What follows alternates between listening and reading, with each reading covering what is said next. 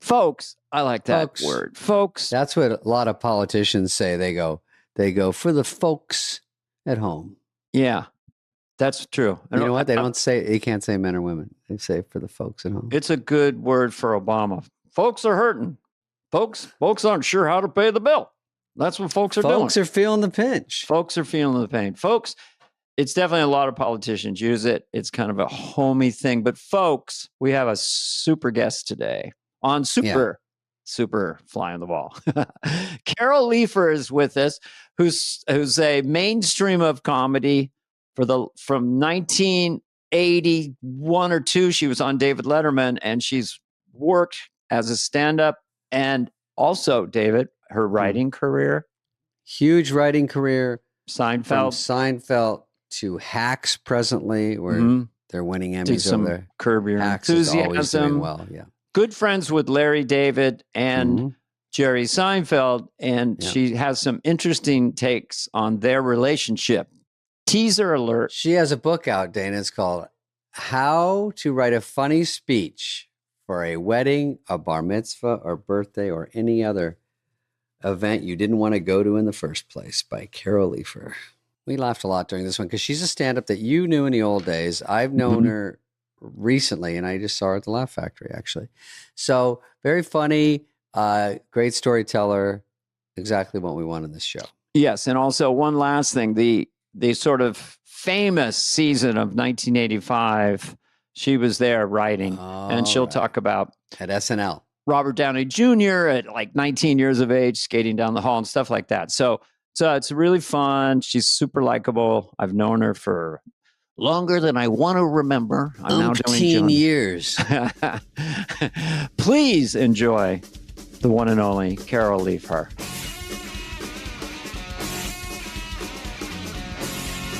You mean the set that I did for The Tonight Show? Yeah. Well, it's a bit of a saga because, Letterman saw me on the big New York Laugh Off. The Laugh Off. Yeah. Because, in our day, that's how you got people to pay attention to you. You did contests. And he saw the big Laugh Off. That's the one where Eddie Murphy came in 5th and I came in 4th. Yes. So he had seen me on the big Laugh Off, and he recommended me to Jim McCawley, as you know, the talent booker for The Tonight Show. And then they passed. And then probably when I saw you, Dana, they saw me again and they passed. And I auditioned 22 times until I finally got The Tonight Show in 1992, right before Johnny left. Never even heard of that. That's that many times I've never heard of that. Over a decade? Or what's the time frame of the 22 auditions? I would say from 1980 to 92. But what was happening also was, it is that, I was doing Letterman a lot during those years. So Tonight Show also saw me as a Letterman act. So that stood in my way. But it just became like, I don't know, should I wear a dress the next time? Okay. Like it just became a bit of like, okay, I guess I'll go out there again. And it's always McCawley? It was always McCawley, yeah. I mean, you remember how powerful he of course. Great and powerful odds. I didn't even try. They just like, you don't got it. Don't even audition. Just, Well, I was doing characters and stuff, and they like jokes. I was just going to ask you from a personal point of view, what kind of stand-up in your head were you in 92 compared to 1980? Well, I was much more, you have 12 years of experience, as you know. I mean, you get better every year. And at that time in New York, I mean, you guys didn't come up in the New York scene, but you could do 8 sets on a Saturday night, between Well, I don't do that in a year. It sounds preposterous, but it's true. Yeah. I've heard that. Yeah. You know, with all the different comedy clubs. I mean, you'd have, a 7:10 here and 8:15 here. It just went on and on and on. So I just was a better comedian. But wait a minute. So Dana, you never did the Tonight Show with Johnny? I did, but I came out as a guest from Saturday Night Live. I never came out behind the curtain and did that terrifying thing. What I want to ask you, two things about those days. Yes. Did you ever say, and step on it to the cab driver in New York? And did you ever get so good that like Leifer's here? Like you, because I think confidence, Eddie Murphy had peak confidence at 19. He has it now. There are certain people, Sandler, took me a long time. But when you get the confidence, it's fun. Do you ever walk in and go, I'm the shit, man. Fuck you people. I've heard her say that. Okay, two questions. Step on it. I'm about to have a baby. Okay, go ahead. Step on it was definitely something. And I learned in many different languages to communicate with all of the cab drivers. But I think by 92, I remember it was just, I had done the New Year's show with Leno before. And I just feel like they kind of felt like, oh, we got to put her on. I mean, this is ridiculous already. It's such an omission at this point. It looks weird. And who were your peers? Yeah. It was Elaine Boosler. Yeah. Who were your female peers? Female at peers. the time? Elaine Boosler was actually not my female peer. She was before me. Yeah. And I got into stand-up because one of the big reasons was because of Elaine. I'm sure people have talked about on your pod that. Not really enough. Not that much. No. Yeah. She was the top, the female stand-up that when I was in those early days, she was it. She was on the cover of New York Magazine and, funny girl. And it just kind of changed. I was like, oh, if this, woman can do it, like maybe I can do it. I remember Seinfeld and I talking about that cover. It had an impact on him in wanting to go into stand-up because it was a new type of woman and person going into stand-up.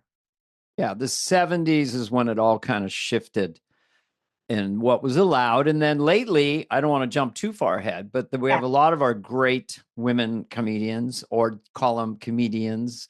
It's all about the same now, but it was more differentiated. Yeah. And there's a liberation of really being as hardcore as the men. It's just been a shift where the audience, the women are more, they can be sexual, they can step outside the lines. But you were kind of riding that wave, and you had Phyllis Diller. But not Phyllis Diller. She's a little more back there. Joan Rivers was quite a, she was sort of body and intense. Yes. And Joan Rivers was great, but I think what differentiated her from my generation was, it was a very like, am I right, ladies? Can we talk, right? Yeah, can we talk? Elizabeth Taylor dog. She said 5 facelifts and a boob job. Please, can we talk? Can we talk? Barbara Bush is not sexy. Can we talk? Barbara Bush. Was Rosie O'Donnell around then, or was that a little later? Rosie O'Donnell came a little after me, but my peers were like Rita Rudner and Paul Stone. Mm-hmm. But I remember with Rita, because we went on a Catch a Rising Star together, in those days, they wouldn't put two women on after each other.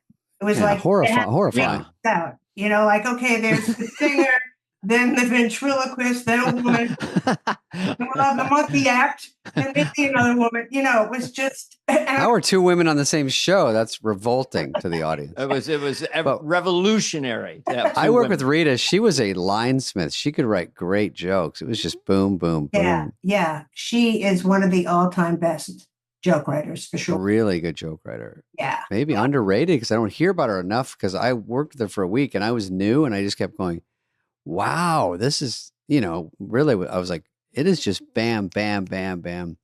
Interesting delivery, interesting persona. Yeah. Yeah, she works a lot. She gets a lot of the corporate gigs that I want to get. We got Rita. Oh, good. Sorry, we got did Rita. Vegas. All right, let's put that out into the universe. Corporates are fun. Yes. juicy, corporate. She's clean. She's funny. She's likable, and she'll go for pictures afterwards without any complaint. CEO's kid, even if it's not part of the deal, can we take a quick picture? Yes. You're kind of like this lane because you're still here and you started there and you're getting more famous than your resume. Like I only found out this week, and I want to talk about it because there's a whole documentary briefly just about your work as a writer while you were being a stand-up. And I don't know what your one was before the 85 season on Saturday Night Live, which did you? Yeah. Okay. So let's just talk about that a little bit, how you got the job and have you seen the documentary about it? I have seen the documentary. Okay. What is unaffectionately called the weird year of SNL. Yeah. 85 when Lauren came back.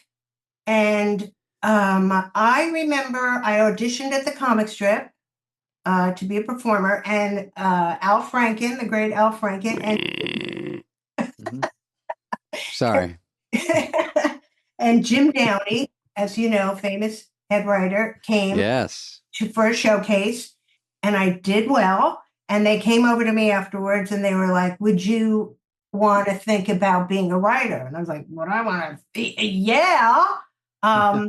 So I lived in California, and they said, "Well, come in and have a meeting with Lauren." So I came into New York. So I'm ready for I had it all planned, an hour of what I could say to, prospective questions, blah, blah, blah. And it was literally, Lauren was auditioning talent in that big kind of like studio room in Broadway. I don't know where they held the auditions.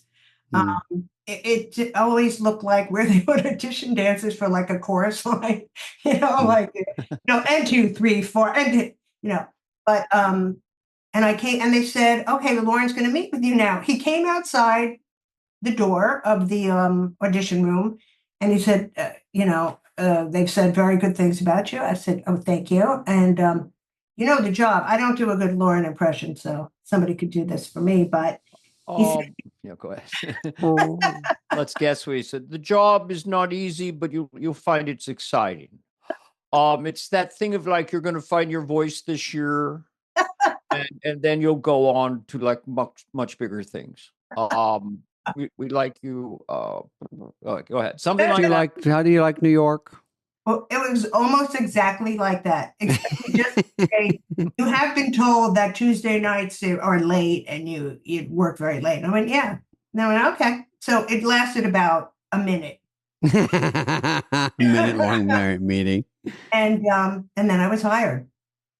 It was I love that documentary about the year because it was crazy and it was nutty.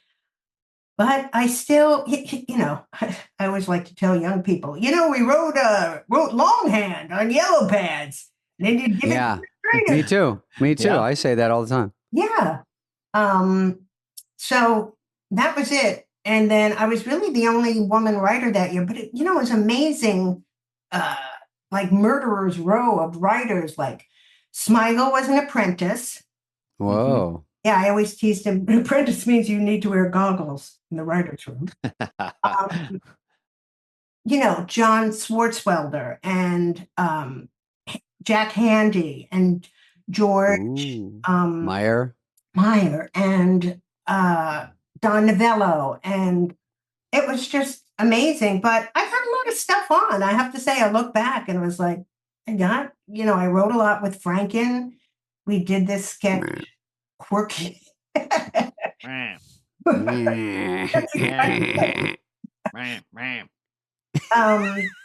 Tom Hanks sketch, a lot of people don't know, as you guys know, you can write a sketch and have it at read through. And if they pass on it, you can bring it back a few more times. Not and it's a little stinky, but you bring it back. Yeah.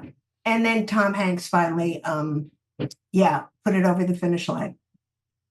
Who was your cast? I can't remember. Yeah, let's talk about that a little bit for people who don't know. But this pivotal year was the first year that Lauren came back right after leaving with the seminal cast of all time. in 1980. His first year back. So a lot of pressure. Lorne is back. We've had the Billy Crystal, Martin Short, Christopher Guest year. We had the Eddie years with Joe Piscopo. And now Lorne Michaels is back. So who was on that show? Cast. Well, it was Dennis Miller, of course. Right. Yeah. Okay. Thanks for the call. Shout out, Leifer. Okay.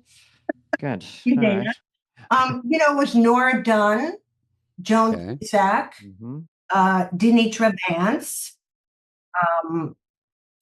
Then the guys. Was it Terry Sweeney? It was Terry Sweeney. It was Randy Quaid. Anthony Michael Hall. Anthony Michael Hall. Robert Downey Jr., who I just saw at the Oscars. Did he remember? I mean, but surely he did, right? Oh, yeah. He goes, hey, Carol. What, all right. It's like, I remember you skateboarding down the halls of the 17th floor. It was, they talk about in the documentary, Lorne hired actors more than comedians. And it's that sort of, and Lovitz was a cast member, and he did really well that year. I think he and Dennis and Nora were the only people that were brought back after that. Survived the fire. Yeah. Yes. Do people know this? At the end of the season, some sketch, I was watching it live, and then all the cast had to go into a fire, except 3 of them didn't have to go into the fire. I mean, it was who wrote that? Al? Were you and Al? I wish I remembered who wrote that. Yeah, it was. And then do you remember when Madonna came back the next year to host? She apologized for the entire 85, 86 season. Like a Dallas kind of thing? My first like time a dream? in the studio. She was our cold open. Oh, that's right. And you were there, Dana. That was your year. Yeah. Was your audition in one of those chorus line rehearsal rooms like I saw them? No, I just real quickly, I had auditioned at the Comedy Store in like 20 people with no MC in the original room. And I followed Kennison at midnight. Before I went on, they said, SNL is here. I don't think it was Lorne, but SNL is here. Oh, nice. I bombed so bad. And Al Franken saw me at the Punchline. I just bombed and bombed. And then show came around again real fast. I just went to Igby's. You remember that little 100-seater? Yes. Rosie O'Donnell was headlining. I got a hold of Jan Smith. I said, Lorne Michaels will come see me because we had the same. My manager was managing him. I was with Bernie Burlstein and Brad Gray. Yeah. So then I met Rosie, who seemed like just like so confident in New York and everything. I can't believe how young we both were, but I got to do 40 minutes. Lorne came, brought Brandon Tartikoff, and then Cher. And I got 40 minutes in front of a regular audience instead of 5 following Kennison. And that's kind of how I got the show. Wow. Did Cher do 5? How was her set? Cher came out and she had like a sequin dress on. She goes, half funny. Half funny? Instead of half breed? I don't know. I like it. Yeah. Do you believe I'm 74? She's just kind of reaching with the Leifer pod. I don't know what's she going gets it. on.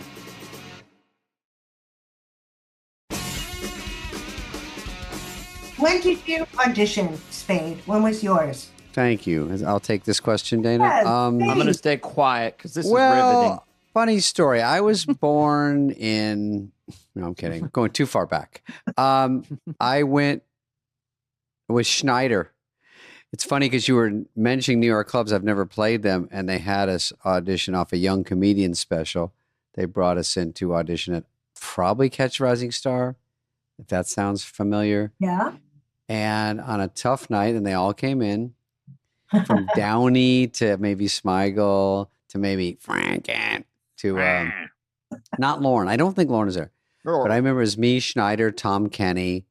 I always say this like it's negative to Tom Kenny. It's not negative to Tom Kenny. He was a San Francisco act that was very just broader. I knew him well, SpongeBob. Then he became SpongeBob, and he owns most of Nevada. Yeah. But anyway. He's so rich. But Dennis Miller was there too, and he was helping. And, before I went on, I told Dana, he goes, Spud, you don't want to, kill too hard. They don't want some polished fucking road hack. And I go, so don't do good? He's like, all right, 3, 2, 1. I'm like, wait, Dennis, what? So anyway, I took his advice, did not do well.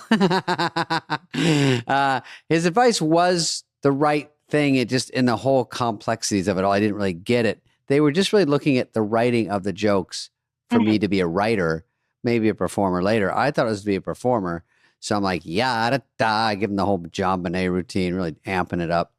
And then afterwards, I got off early because I said, I think I was supposed to do 20. I did 12, maybe. I think Schneider went off early. But Tom Kenny did do very well. But Rob and I got the call to come in and write and perform. Oh, wow. But you thought that night you hadn't done well, right? I just knew it was a tough night, but it was pretty sparse, and it was probably half.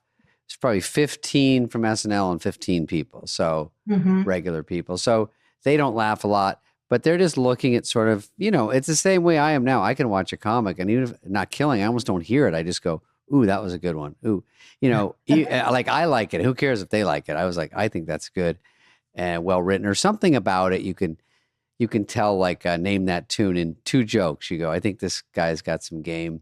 Yes. And so you know how it is. So at a certain point, that, but at that point I didn't. But luckily some of the jokes, they kind of liked how I put them together. And that really got me in as a writer that was not ready to be a writer with my legal pad. Would you have liked to have been a cast member, Carol? Did you ever think of that or audition for? I think, well, the weird year, it was like, I don't know that I want to be a part of. Well, what do you say? Throw yourself in the fire at the end.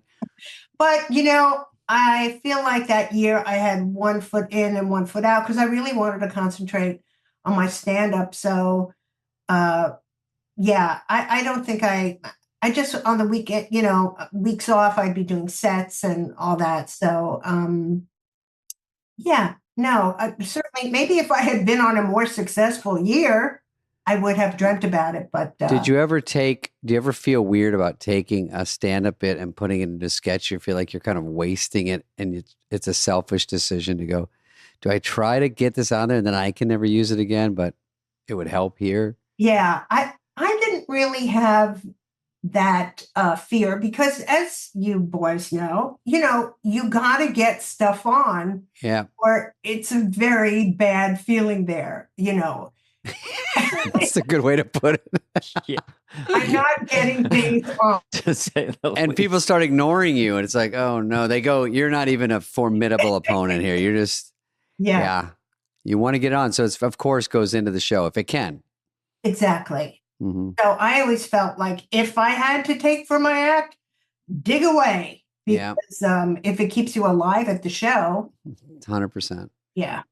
That's so crazy, but people don't think of that. But it is a weird thing goes through your head. You're like, because you're running out of ideas quickly.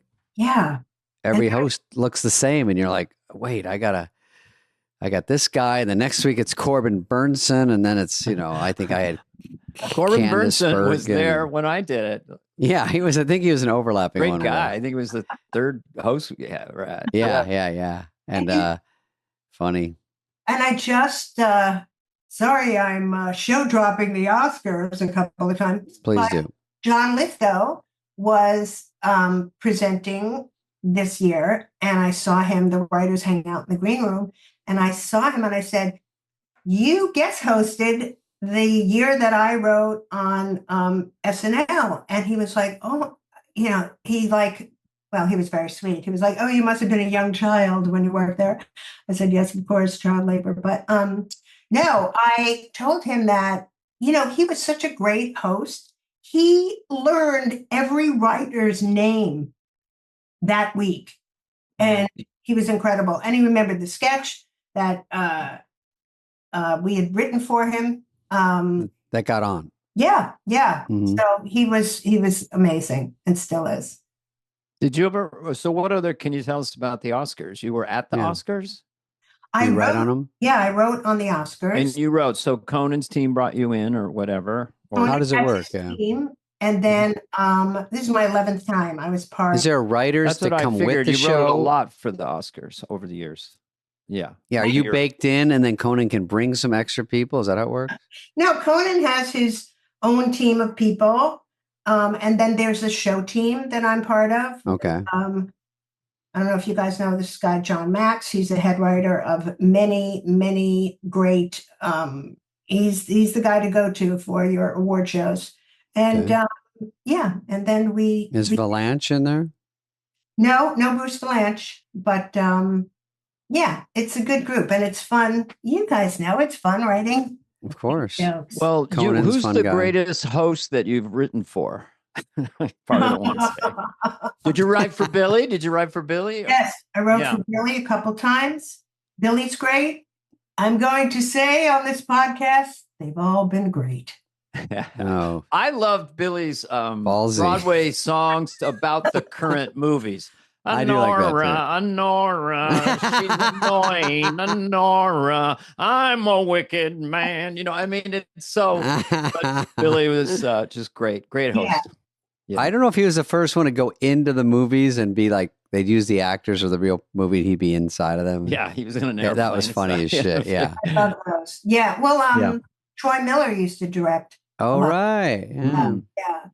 And I loved Conan's Substance parody. How funny was that? That was because for people who haven't seen the movie, he crawled out of in the movie. Demi Moore sort of becomes a walking corpse or like a monster. Anyway, he climbed out of her backside. I mean, to start the 119th Oscar show, his head is. I mean, it was definitely catching. It was like, okay, we got something different here. Yeah. But even I loved his musical number was a lot like. It reminded me of the great Billy stuff too, like that. He was. I thought he did great. I thought for Conan, it was a little edgier than normal for him to say like it's halftime. Usually Kendrick would be calling Drake a pedophile. I'm like, a pedophile joke is kind of a lot for the Oscars and Conan. I was fine with it, but I thought, oh, good. At least he's out of the box a little bit. Yeah, yeah. It was. Look, funny is funny, but yeah, I agree that. I'm saying I'm just surprised. Sometimes they tamp down a few things at different shows. You know, they go, I don't know if that's what we do here, that kind of thing. But at least they're saying, hey, it's getting harder and harder to get people watched. Let's just go crazy. Some of these things pay off these days. Like, get out there and shake it up. Exactly. Mm-hmm. It's fun to have more free reign. It's hard to get jokes killed. It's like, come on. So just so that people are familiar, so you wrote 12 times for the Oscars. You wrote for Seinfeld. I mean, can we talk about that a little? Has Jerry changed? Has Jerry changed? we know him pretty well. We had him on the podcast. Yes, I heard it. It was great. Mm-hmm. Yeah. Jerry, he is a great guy. He made all my dreams come true a couple of weeks ago because I was in New York. And as you can see, I'm a big Beatles fan. I have. Don't get me started. Did you go to the Bowery or something? Yes. Oh, wow. Wow. How great. Yeah. And not only did I go with him to see McCartney at the Bowery Ballroom, but afterwards, there was a little after party and he introduced me to him. Ooh, that's as good as it gets. Yeah. And he said my name. He said, hello, Carol. And hello. Kissed me on the cheek. Whoa. He kissed you on the cheek? Kissed me on the cheek. Yeah. He doesn't do that too often. That's pretty huge. I know. Yeah. I haven't seen it. I know. So you seem like a really nice lady, you know. So I gave her a pecker on the cheekies, you know, just to kind of cheer up the whole room, you know. Then David Spade came over. You know, I just kind gave of him a buzz fist killed bump. it. Not as impressive as Carol. Well, you guys, I have to say, would you say that so as far as musical living legends, I'd say McCartney, there's Mick Jagger, there's a couple, but those two definitely could be the top two, or I'm sure I'm spacing on some people, but Ringo, I mean, if you're in the Beatles, you're up there, of course. Yes. And Mick is just a worldwide phenomenon of, legend. So who else is up there? Like it's still, because when you see Paul, you just get like shook a bit. Yeah.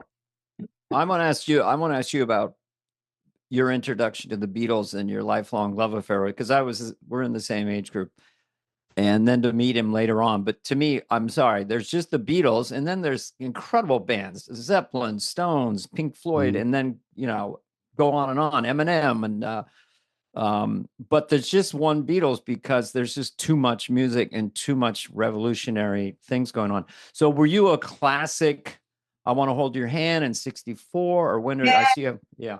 Yes. I mean, I was lucky that Yes. The whole ride. As a little girl. as a little fetus. Yeah. I was introduced. No. I have an older sister who's 5 years older and a brother who's 11 years older. So I heard their music a lot as a kid and remember the Ed Sullivan Show, them coming on, going crazy, what a happening it was. It's hard to explain to people how revolutionary their haircuts were. I mean, it was like, what are these? Just the haircuts alone shot him up the chart. Haircuts alone. But then I was lucky enough in 66, yes, 1966. Yeah. My brother was home from University of Chicago, and the night of the Beatles concert, he said, because we lived on Long Island, hey, Squirt, you want to go see the Beatles? And I was like, yeah. And we drove to Shea. We got tickets that night. My sister, who had gotten tickets 6 months before, she was like 4 rows in front of us. It's like, how did this happen? And saw the Beatles at Shea State. At Shea State. That's a legendary. Big thing for a band, rock and roll band, to play a giant. They have 2 PV amps. Right. Dana, wasn't it some shitty sound or whatever? I think they only did 30, 35 minutes. They couldn't hear themselves. The roar of the crowd, they just couldn't, Oh, yeah. But just not. Love it, though. How great. Oh, my God. What a part of history. If you had a not famous Beatles song, like what is one of your favorites? I'll throw out some. She's Leaving Home, and I Love Her. No Reply. And I love her. Hard Day's Night. I Want to Hold Your Hand, which I think that She Loves You is a masterpiece. It's like 2 minutes and 5 seconds. But are you kind of a Strawberry Fields or are you Penny Lane? Yeah, 5 seconds. I kind of am very wedded to their early stuff because it reminds me of the Mania and of first seeing them and all that. So like I saw her standing there, that early stuff, but I'm also a Wings fan, Yeah, me too. So, and I just worked with Lawrence Juber, who was like his guitar player in Wings. So I run the gamut, with McCartney. Did you tell McCartney you saw him at the Shea Stadium? What'd you say? Did you tell him you saw him? No, I was too. He would have probably freaked out. That he doesn't hear that every day. Yeah, but he was talking about, they didn't. People couldn't have their phones that night at the Bowery Ball. At Shea Stadium? Bowery Ball. No. I brought my landline. 2025 is calling, Spudley. Okay. I know.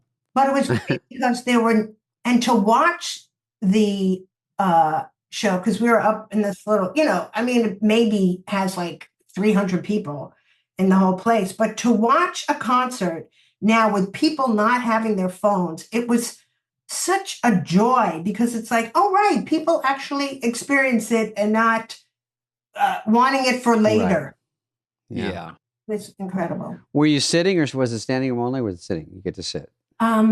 The VIPs like Jerry and his +1 were up on a balcony, on top. So we were standing, but you wanted to stand. Everybody was standing. There was no. Well, you stand every song anyway because it's a hit, so you stand up anyway. Yeah. Every song's a hit, basically. Can I do a clumsy kind of forward thing? Because during the peak of the Seinfeld years, and how many seasons did you write on that show? Or 3. Yeah. I think they were in the Rolling Stone, almost like. They got so big. There's only the Beatles, but they were almost like a Beatles sitcom. Yes. And always interested in the dynamic between Jerry and Larry, because this partnership. And so how did you get hired for that? They just already knew you, loved you. They knew you from Letterman, and you were was that an easy kind of? Well, we really go so far back as to when I auditioned at the comic strip along with Paul Reiser and Rich Hall. Paul Reiser. Wow. Yeah, Jerry was the MC, and he put us through the audition. And then when I auditioned to Catch a Rising Star, Larry David was the MC, and he put me through that audition. So I really go back to my first days at these clubs with them. But what happened with Larry and Jerry was weird, because I remember I got a call from both of them, and it was like, why are my friends calling me together? I mean, in 93, that was probably like, a conference call, like they had to, be on the same phone. But it's like, why are they calling me? And they were like, hey, do you want to write on Seinfeld? It's like, yeah. But my advantage was, and I think other writers' advantage was, they didn't want people who'd written for sitcoms before, because Larry hated all other sitcoms. So they wanted people new to the task. So I was lucky that way. So that's how I got hired.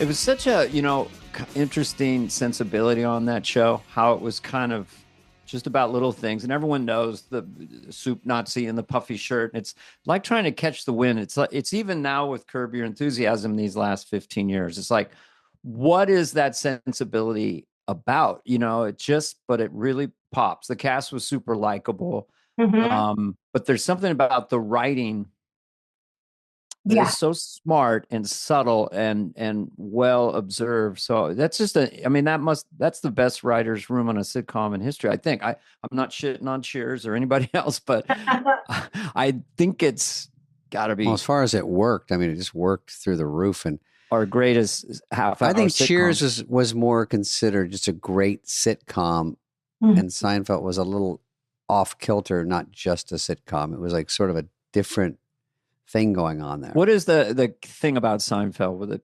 What do you think made it go so huge?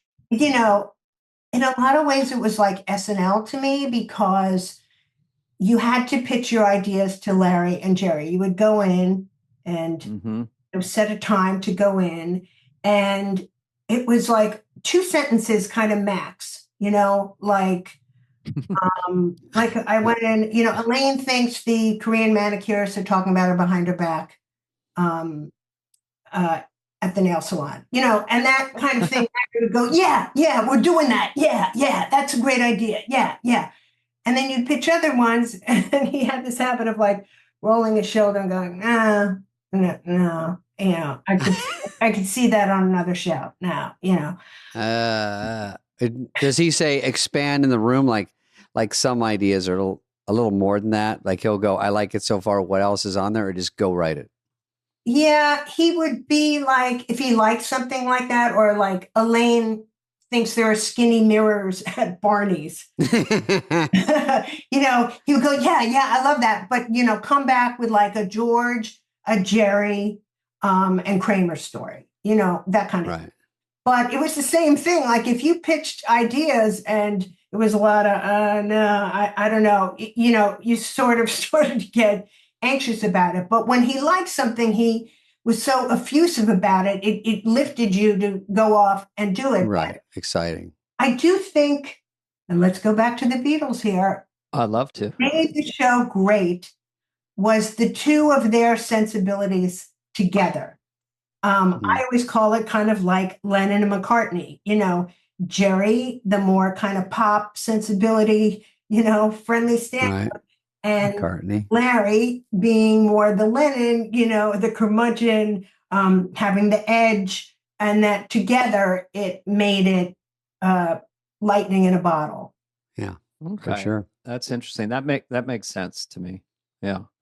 And even working on Curb, I know Larry so well from Seinfeld that it was the same thing at Curb. You'd go in and pitch ideas, and he would love them or not like them. But when he loved something, he always Like, I remember the first time I pitched him Curb Ideas, I said, when you are with regular people, and by regular people, I mean not comedians, and you make a joke and one of them goes, but-bum, that's how you want to strangle them.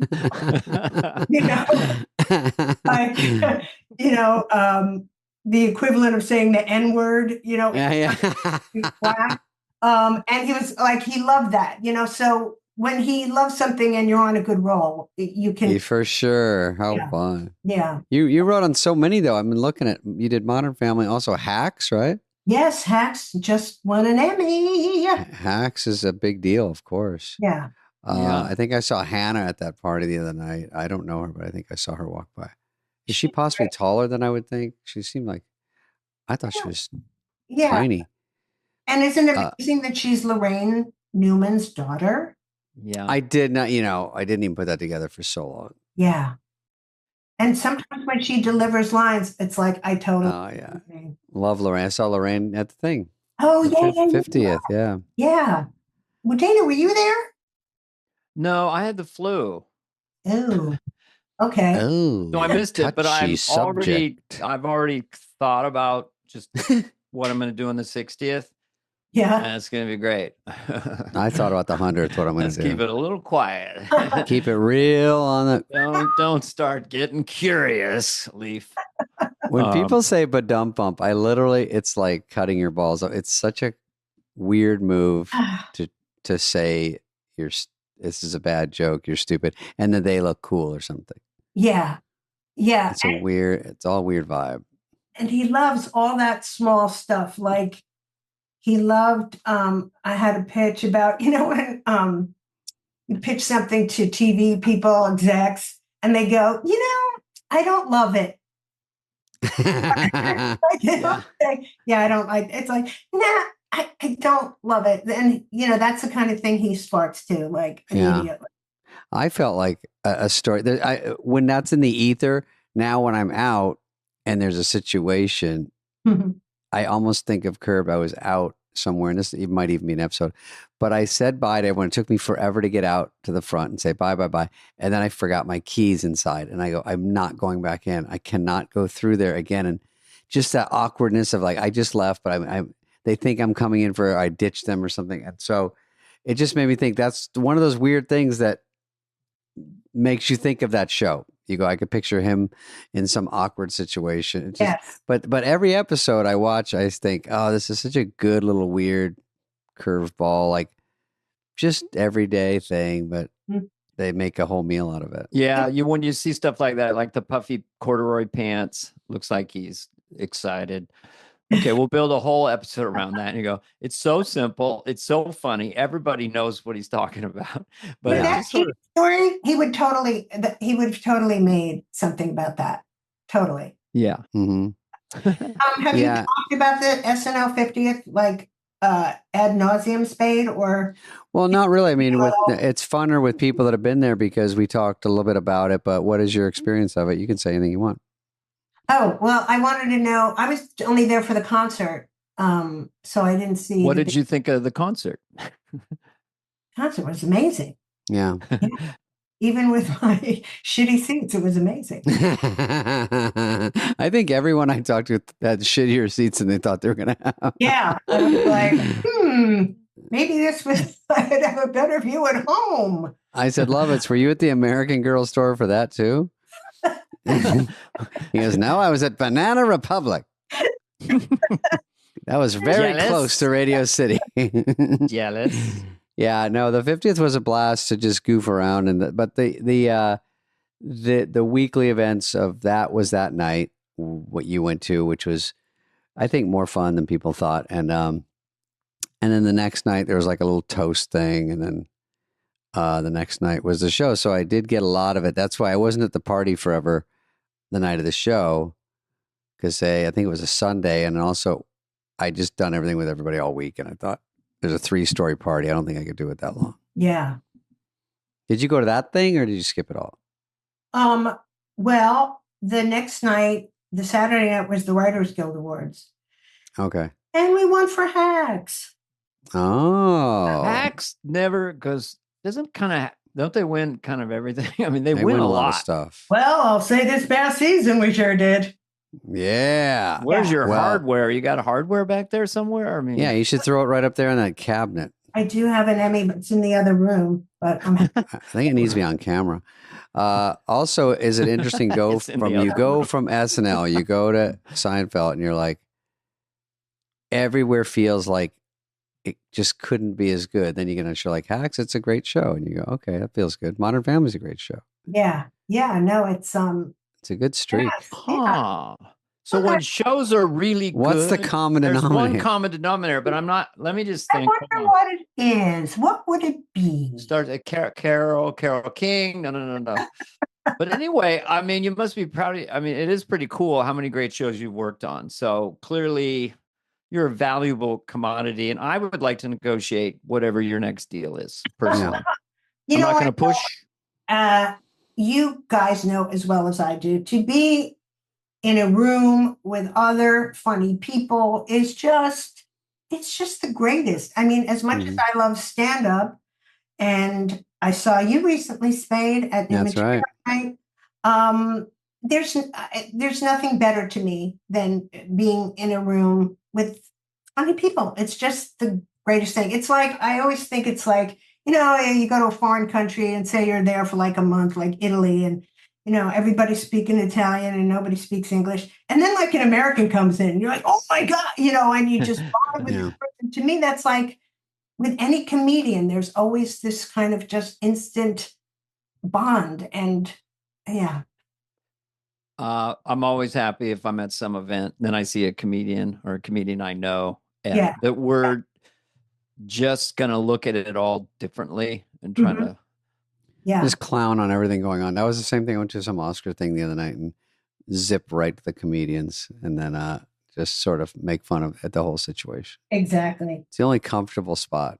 But that's why I like sketch, just because I was a stand-up and then I had never done sketch comedy. So then it was like, oh, you say that, I say this, we're working together. And then of course you get funnier if you're in a writer's room and people are starting to riff, your brain gets kind of associative into this, everything's funny, or how about this thing? Oh, how about this? So I think I totally relate to that. If someone wanted to see, I said, Carol Leifer's a great stand-up.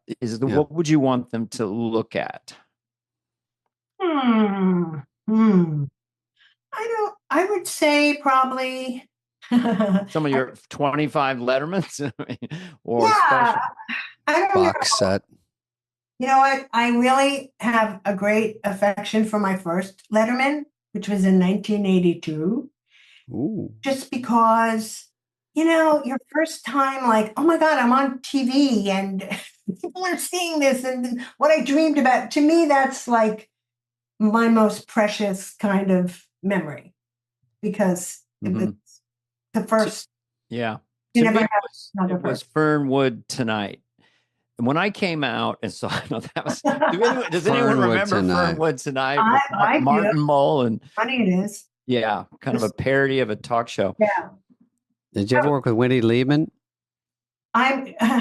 This is like the perfect setup. I'm working with Wendy Liebman on March 20th at Comedy and Magic Club. Oh, Comedy Magic, how great. Yes, also with the great Kathy Ladman. So 3 funny ladies all together. Yeah. I see Wendy. Are you She's great. Publicizing it as 3 funny ladies or no? Or just it's a comedy show? I think they're calling it the Ladies of Laughter. Oh, the ladies of the night. Dave and I go out as the pipsqueaks of funniness. The pipsqueaks twinsies. 2 little pixies with a dream. We just did a corporate together. It was pretty fun. We never done one. It was pretty fun. Right? Yeah. How much time did you have to do?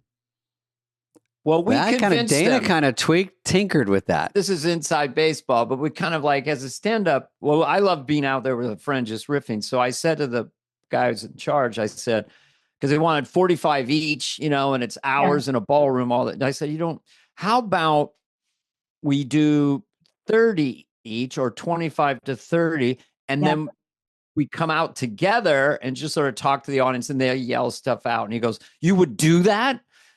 Yeah, I'm going to go out on a limb. I'm not going to try to redo the deal. But we will come out without a script or our act, and they're Yeah. yelling out Garth or Tommy Boy, and we have shtick. Yeah.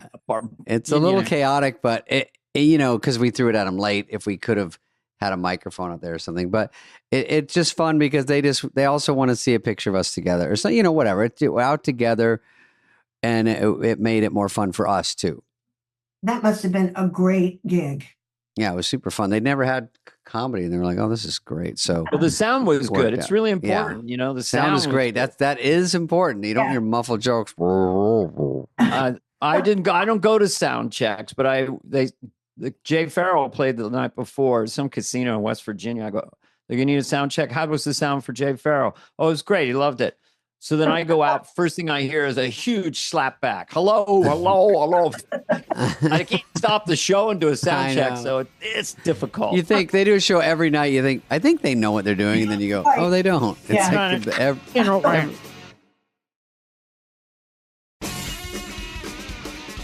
Can I tell you a great story about Joan Rivers with that kind of stuff? Yes, we would love it. Mm-hmm. All right. So I had a corporate gig in New York when I was coming up. And they had booked Joan Rivers to just open the show and introduce me and leave. So I get there, before her, obviously. And, like you guys, you don't travel with your agent or manager for these kinds of things. So I show up and I see that there's no spotlight. So I say to the guy, the tech guy, I'm the comedian. I see you have a mic, but you don't have a spotlight. And he looks at me like, oh, sorry, we don't have your spotlight share. I'm some diva. It's like, people need to see me. Yeah. And he just blew me off. It was so brilliant. So then Joan Rivers gets there. She says hello to me. And she goes, where's the spotlight? And I go, I know. So, and the tech guy was hanging his head in shame. She literally went on stage and she was like, she did her bit, cue you doing your Joan Rivers impression. But she goes, listen, I'm going to bring on the next act, but you be very nice to her, all of you, because there's no spotlight and it's very unprofessional. And it was amazing. I mean, I love you, Joan Rivers. May you rest in peace. We've all had these situations. I was in a club once and I asked them to turn up the mic for the second show because I couldn't, and they just turned it down. I mean, it's just aggression and anger.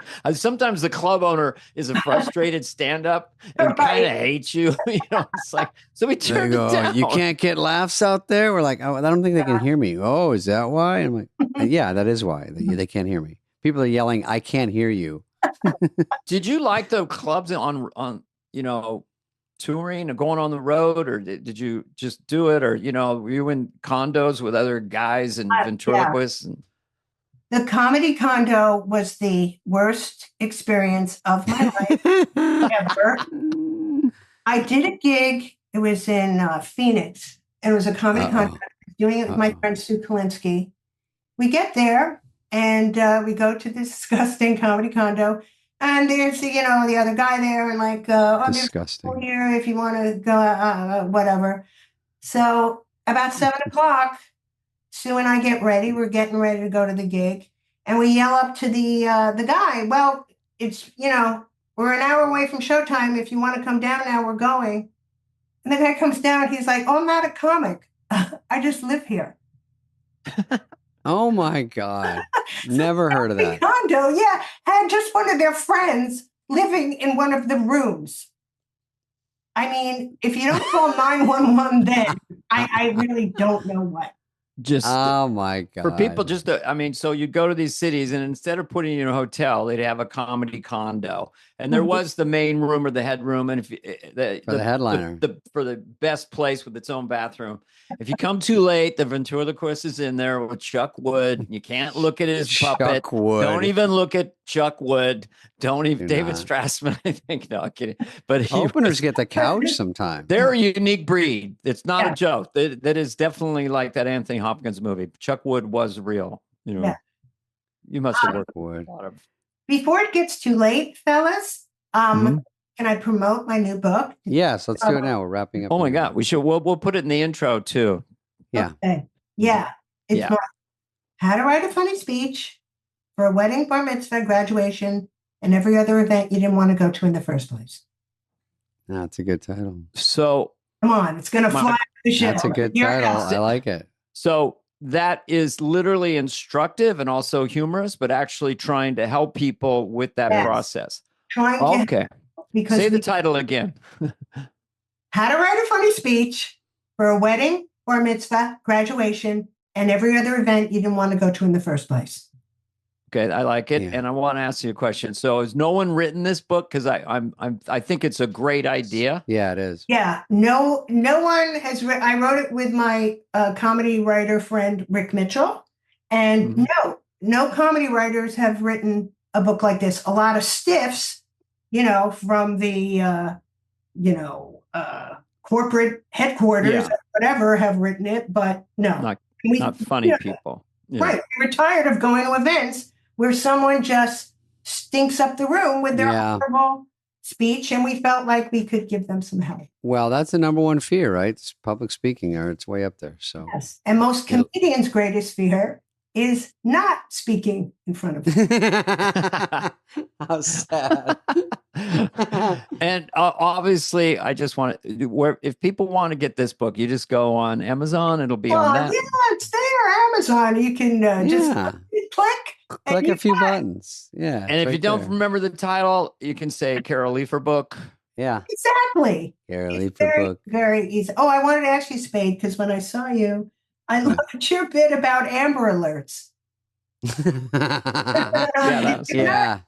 I got an Amber Alert, I think, that day. That was new. Got an Amber Alert, Dana, and I just want to know how much investigation I'm supposed to be in charge of. What is my job here? What are my duties? If the kid isn't laying on my dashboard, that's it. I feel like the search is over. It's a cold case. That crushed it the day. Oh, yeah, I did it the other night. Yeah. Yeah. That's new. Thank God, because I got one that day. You were killing at that point. I just said to the guy, I go, can we get him off now? I mean, I think he's over his Give time. him the light. Yeah. Can we just, is it okay to give him a light? I mean, I don't want to push, but yeah, because you were killing so hard. Danny goes, actually, I got a light. I'm going to run the back rope. You always want to sabotage your friend if you can. God, there's guys at the Comedy Store. They get the light and it means now start your act. Because I'm like wrapping up. And they're like, what else is going on? I'm like, there's no... What else is going on? You're doing your last bit and getting off, not like what else is going on? Let's go into the crowd. Yeah, what else? I'm like, you're done. That should be a special. What else is going on? Sounds like that's a good special. That is the best title. What else is going on? All right, Carol, thank you very much. Thanks for being here. Congratulations on your career, your book. Nice to see you. You're always, she's one of the most likable people that, in the scene. Mm-hmm. I think you have that reputation, but yeah, I'm always happy to see you. And you're very kind. I'm just going to say it.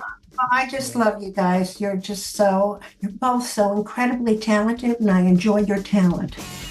This has been a presentation of Odyssey. Please follow, subscribe, leave a like, a review, all the stuff. Smash that button, whatever it is, wherever you get your podcasts. Fly on the Wall is executive produced by Dana Carvey and David Spade, Jenna Weiss-Berman of Odyssey, and Heather Santoro. The show's lead producer is Greg Holtzman.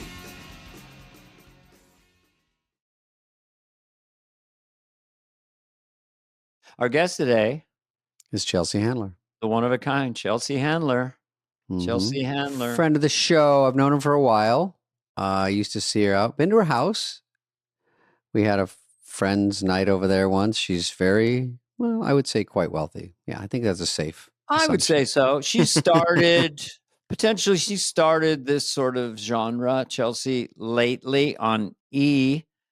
With like 5 comedians that are not especially famous at that moment, and they do become famous from the show, and she leads it. So that she's kind of I'm going to call her a trailblazer. Whoa, okay. She's a pistol. She says what's on her mind. She doesn't hold back. Very true. She's traveling comedian also. She does a lot of things, but she sells out some big venues. And when she goes on the road, I think I saw her at Caesar's Palace years back, and does a good job. Also has a book out. I'll Have What She's Having. She also has a special out. The feeling. Yeah. Oh, also I gave her an idea for her next special, a title. We talk about how to name specials. We talk about her dating life. She's pretty easy about answering anything. She is oh so single, doesn't want to get married, but she does. We will talk about her current boyfriend, who she described as a mountain man who lives in the mountains, and she goes and visits her mountain man. Right. That was an interesting possible boyfriend. I'm not sure how she describes it, but a guy she does hang out with, and this is a world of people hang out with people. Yeah, and this is what you're going to hear us hanging out with Chelsea, and we well, not in that way, but yeah, our overtalk rate was pretty decent, 3.4 per 10 seconds of chatter per milliliter. Yeah, we did pretty good on that. And I think you'll enjoy it. Let's get her going.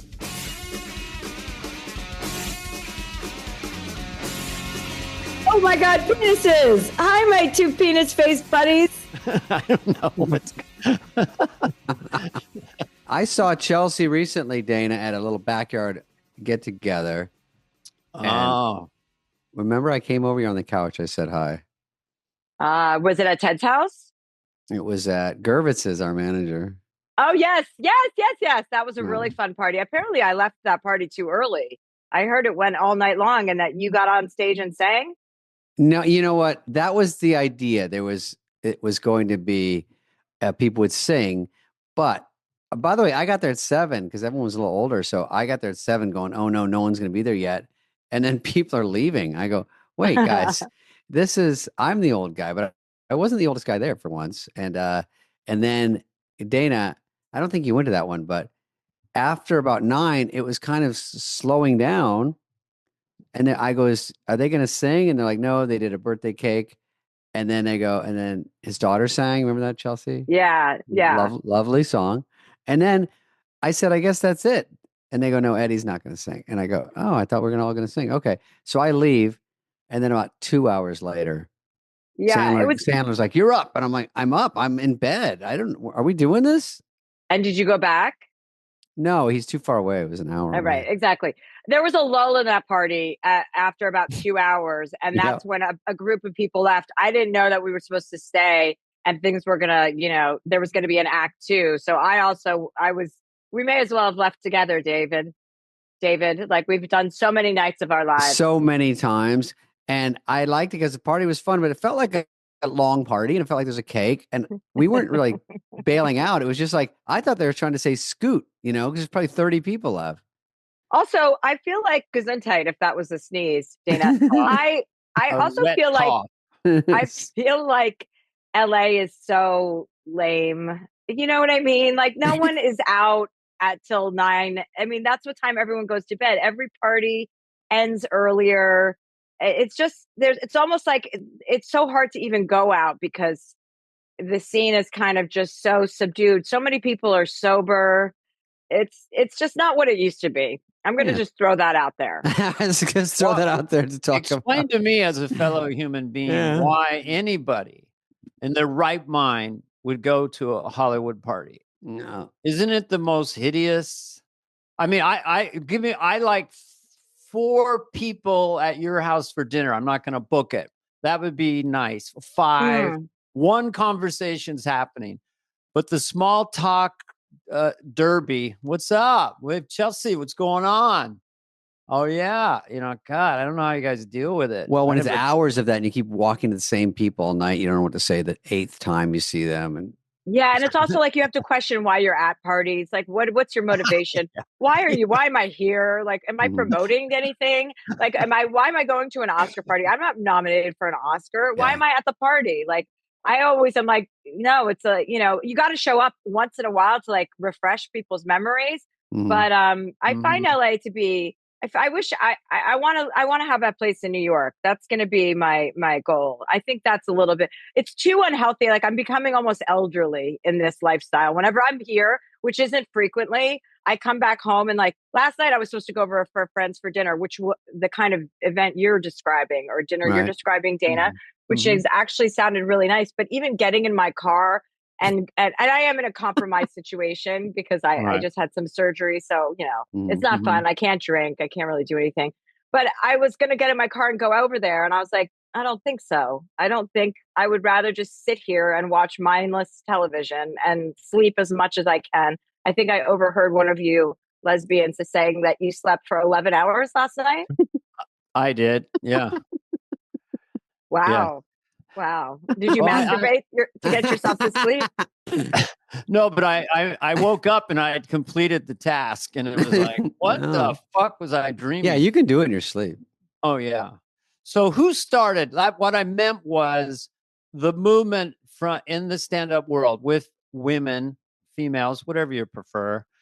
And it seems to me that Joan Rivers made a turn where she really was more incendiary than the 60s Joan. And then there's this continuum of female stand-ups just saying what they want. And I put you in that, you're like the leader kind of in a way. There's younger ones coming back. I don't know. I mean, when did stand-up turn for women where squirting jokes and stuff like that could come out? Who just anything that? goes. Yeah, I don't know. I think it's like a rush it's like a wave, if you will, no pun intended, a wave of squirters talking about squirting, and women, the more, listen, we're all talking about the same stuff. When you break down stand-up comedy, you're talking about your personal life, your relationships, your relationship to drugs and alcohol. It's all the same pitter patter of ideas. And it's just like, how does your execution vary? So I guess if it's, the more women that are up talking about this, the more accepted it becomes by nature. And there are more female comics than there've ever been. But I don't know when it started. I mean, Joan certainly paved the way for all of us. I can say that. I didn't really realize that until she was dead. Like I was like, no, I paved the way for myself. I had an arrogance about my own success. Like Joan Rivers wasn't somebody I had looked up to.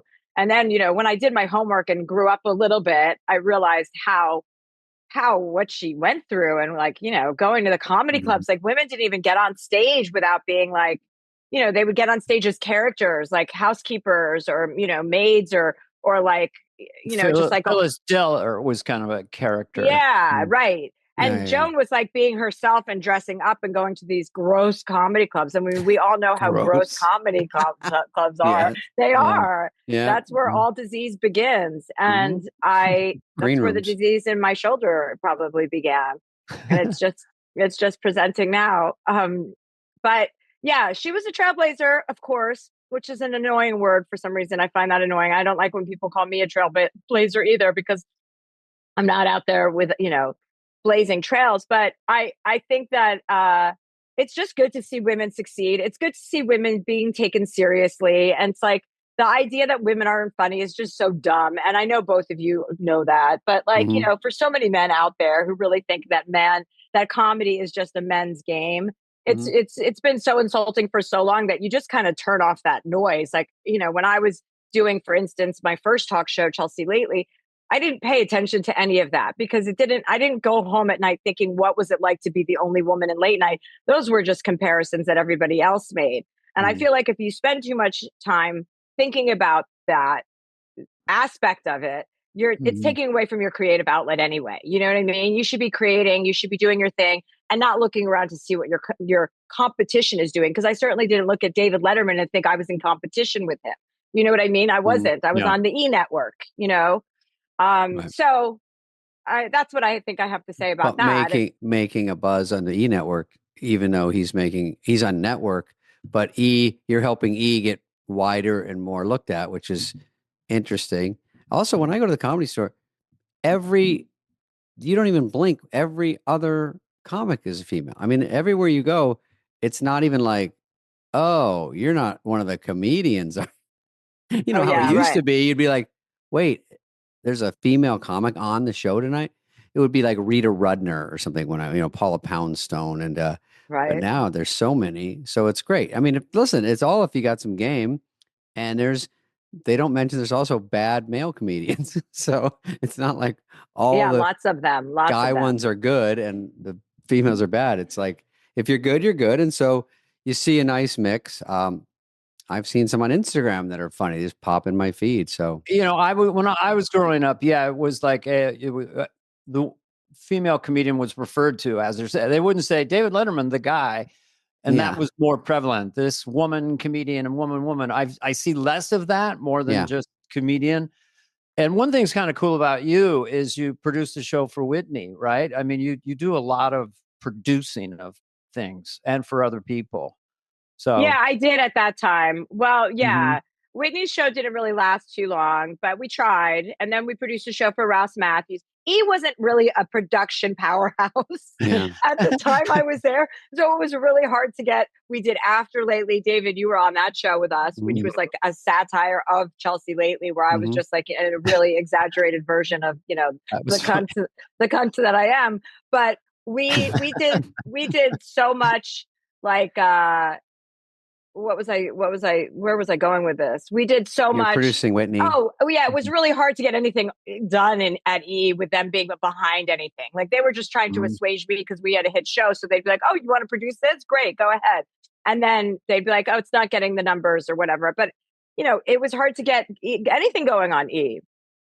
I mean, the Kardashians in my show were like, you know, and I don't know, Saving Sunset or whatever it's Selling Sunset.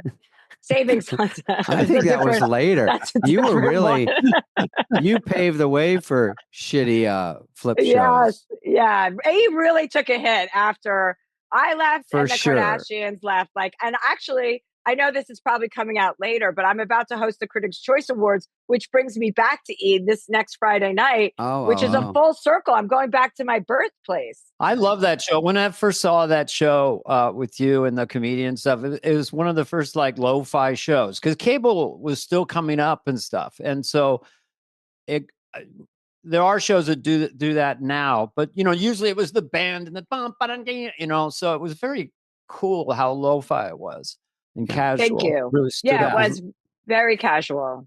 If you're just funny, you don't need much. You need a camera, and then people are like, oh, you don't need all this other noise because some of those shows there's only just this much comedy and there's little pieces, but those are harder what you're doing because it's just like turn the cameras on, let's just talk, and we'll find things to talk about, and it just blew up, and that's why I agree. When you left, it was a big hit on there. But also, you know, like it was so much fun because you guys are from SNL, so you know about like ensemble. But what was so much fun about that show was that the casualness of it allowed us to like just book my friends on the round table. You know, so many comics that I didn't even know that I discovered on my own show whose careers have blown up, like, you know, Fortune Feimster or Joe Coy, like Kevin Hart used to be on the round table, like all these people. So that, and it was so unique in the fact that like at the time anyway, because everyone's ripped off that show now too. I mean, David, you've even ripped it off, but like and I don't believe ideas can be ripped off, so I don't care anyway. But like putting comics together when, you know, you become a comedian essentially to stand on a stage with a microphone alone, like it's the most probably narcissistic you can be. And so to have comics, have 4 comedians on a round table at the same time sharing space and actually having to listen to each other and riff off of each other was a joy, and also kind of unexpected because you don't see comedians interacting that much. No, Carson would in the early days, he'd have people stay out there. So you might see Bob Hope and Don Rickles get in a fight or something, you know, but that went away and it was one guest, one out, and then highly organized with an outline of what you're supposed to get to in the commercial breaks. And so since your thing was, I hate this, one of my least favorite words was just authentic, that when the comedians were riffing, you knew it was happening real time. There wasn't a rehearsal. It's not a setup. It's just ping pong, which made it really pop. So I see why it went on 7 years. You can also do, when I was doing David Lately, which was not a ripoff. When I was doing Davey Lately, the part of the fun, the hosting is kind of hard, but if you're dishing off, you're not doing all the lifting anymore. So you give someone a subject and now you're just tagging what they say on their jokes, and then someone else jumps in. Now you're like, oh shit, if you get good people in there that can just bullshit like that, and then people just like to see like they're at dinner and you're just bullshitting basically. Yeah. And that's what's, you know, you hang out with comics all the time. Like the best things that happen are never being filmed. So you're like, oh, wouldn't it be great if we could film these conversations, which is essentially what that show became. Right. The green room, basically, you know, is right. Bring it out front. So what, Well, I guess we should mention before we get going away is you have a book, right? Coming out? I have a book. A book is called I'll Have What She's Having. That comes out February 25th on my 50th birthday. And then my special is called The Feeling, and that comes out on Netflix on March 25th, which is a month after my birthday. So I don't know when this airs, but you can just piece it together however you'd like. We'll do it. But all right, yeah, so The Feeling is Netflix. So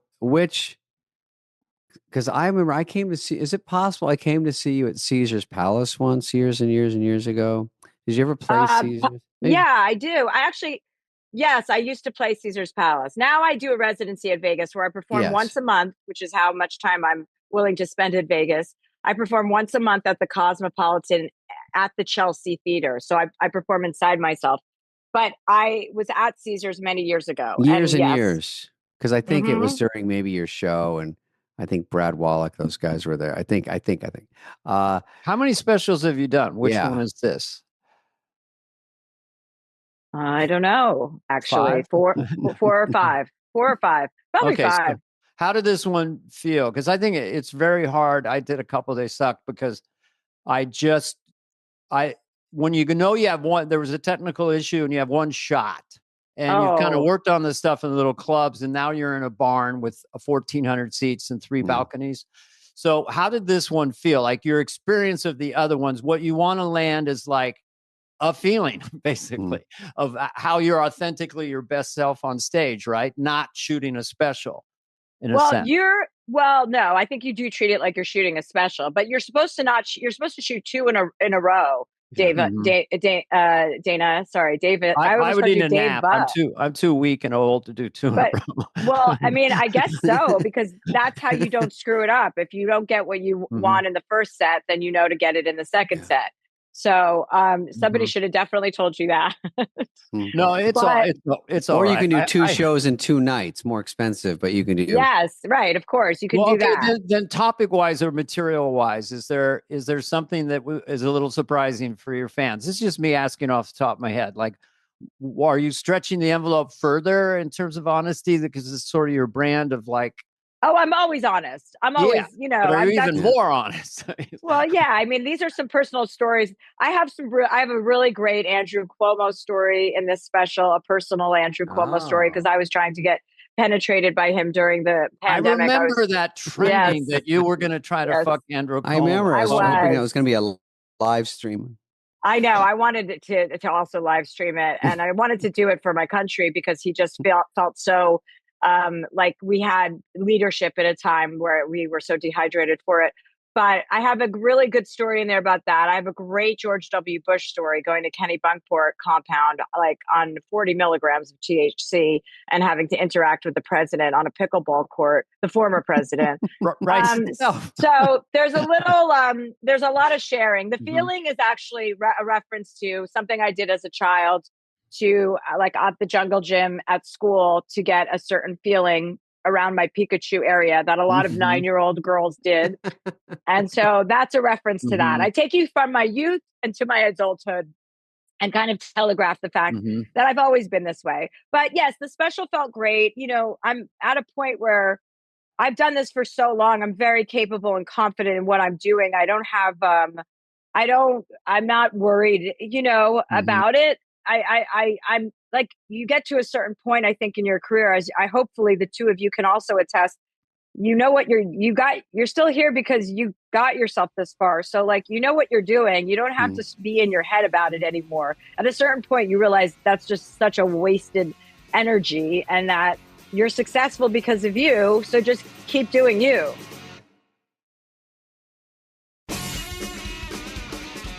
No, I agree. I have a self-critical side of my brain, and if I do stand up in a club, one night from the other can be completely different. If I get into a character or some idea, I like it to be kind of riffing, parse material and riffing. Right. But very hard with like 19 cameras. I don't know why they need that many.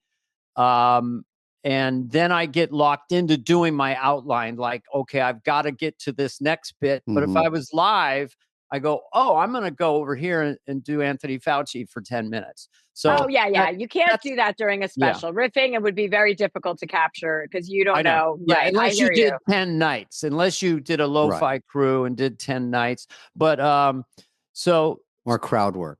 That's tough on a special. Well, one thing I was just curious at your take on this, hot take, that this era of Netflix special and comedians playing stadiums and arenas and multiple nights at Madison Square Garden. I don't know exactly when it started, but it's a phenomena. And I don't know if one of our great female comics, sorry to put it in that box, has made that leap to arenas or Madison Square Garden, or has someone done that?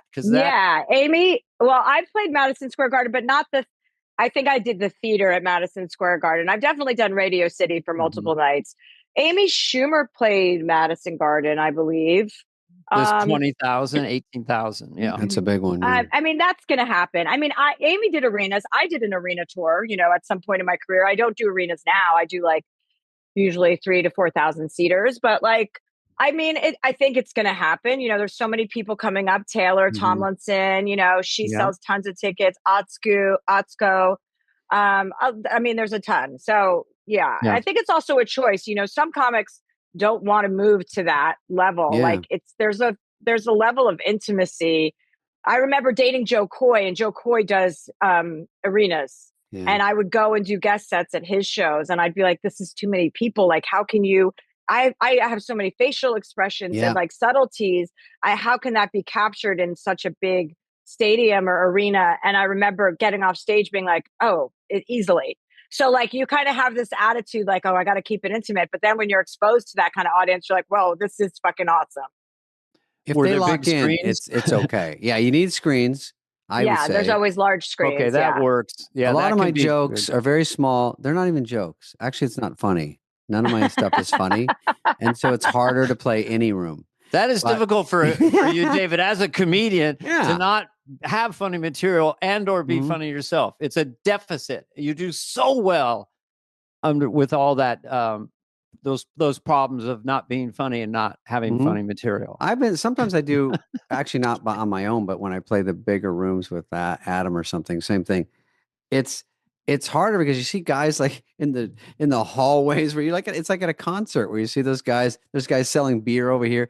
There's always someone talking. There's always people drifting off. Not everyone's ever focused at once. But if they're locked into you, if it's your crowd, I always say Nate Bargatze, his crowd, he plays big places, and they're just waiting for throwaway jokes, setup jokes. They're laughing at setups and they're just so intently listening. I go, that's the dream. Just get people waiting for every fucking thing you say instead of the big swings. You're like, yabba dabba doo. You got to really, sometimes to get everybody at once, you go bigger. I don't know. Yeah. No, I don't think you do now, David. I don't think you do. I don't even know what's going on right now. So you're a busy human being. Entrepreneur. I like the word entrepreneur, even though I have no business. No business. We have a correction. I got 5 books now. This new book. Books do really well. Why should people go buy this book? I'll do a Larry King. Great question. You know what? If you're into me and you're into my stories and you're into my humor, go buy the book. If you're not, skip it. This is my 7th book. And my 5th or 4th stand-up special, to be determined. We still haven't figured that out. And I don't know. I like to hustle. You know what I mean? I like to do my own thing, and I don't really like direction from people. So you are an entrepreneur. You're in charge of your career. You're not someone for hire. You do the hiring. Right. I don't like to be. I have been hired for jobs, but historically, I work best when I'm my own boss. So I do my podcast, I do my specials, I do my books, I do my TV stuff, but I try not to have a long-term position where anyone is giving me notes on anything. I would say the only time I've really not enjoyed show business is when I was working with people with different sensibilities and they had power over me. Yeah. That's the worst feeling. Yes. They're offering, I just want some advice for a sec. Yeah. They're asking me, can I write a book? Just you don't have to answer this in long form, but what's your advice? Someone writing a book. I mean, did you talk into a tape recorder? Did you have a writer's assistant? Do you just start throwing stuff at the wall, or how do you do it? Didn't you have a book, Dana? I think I have your book. Don't he has you? none, I don't think. No, I didn't. Oh, maybe I'm thinking of your book, David. My You have book a book. would be too dark. I mean, no one would believe it is the problem, because I don't have that image, but anyway. I think it's pretty. I mean, listen, I think as long as you're honest, for me, I just think honesty is a commodity. There's a lack of it. People are a little bit scared of honesty and like conflict and uncomfortable things. So I like to like kind of go ahead, like head first into that stuff. And that works for me. And it's like, whatever your point of view is, I think anyone can write a fucking book, especially like in our industry, and everybody does. So that should be your first, barometer that you can do it. And your stories, the reason why they're yours is because they're not believable. Like everyone's stories you could say that about. So I would say, I don't use a writer's assistant. When I write my books, I do it all by myself and I just start writing. I sit down at a computer. Yeah, I type everything on a computer. And then I have an editor look at it. And then when it's like shaped and it's in some sort of form, I'll start sharing it with people. But usually I don't like too much feedback. Like I have like 3 or 4 people whose opinions I respect. And then based on that, I'll be like, okay, like I'll go to them for the cover or the title or, like my editor named this book, I'll have what she's having. I was like, I'm not naming a book. I'll have what she's having about myself. That's so stupid. And she's like, no, that's how you feel after reading the book. I'm telling you, you want what you're having. And I was like, okay. And then I had to think about it because usually I was like, that's a little, but then I was like, yeah, you're right. I want people. That's what I want to inject people with. It's like a little bit of optimism and in sad, dark times.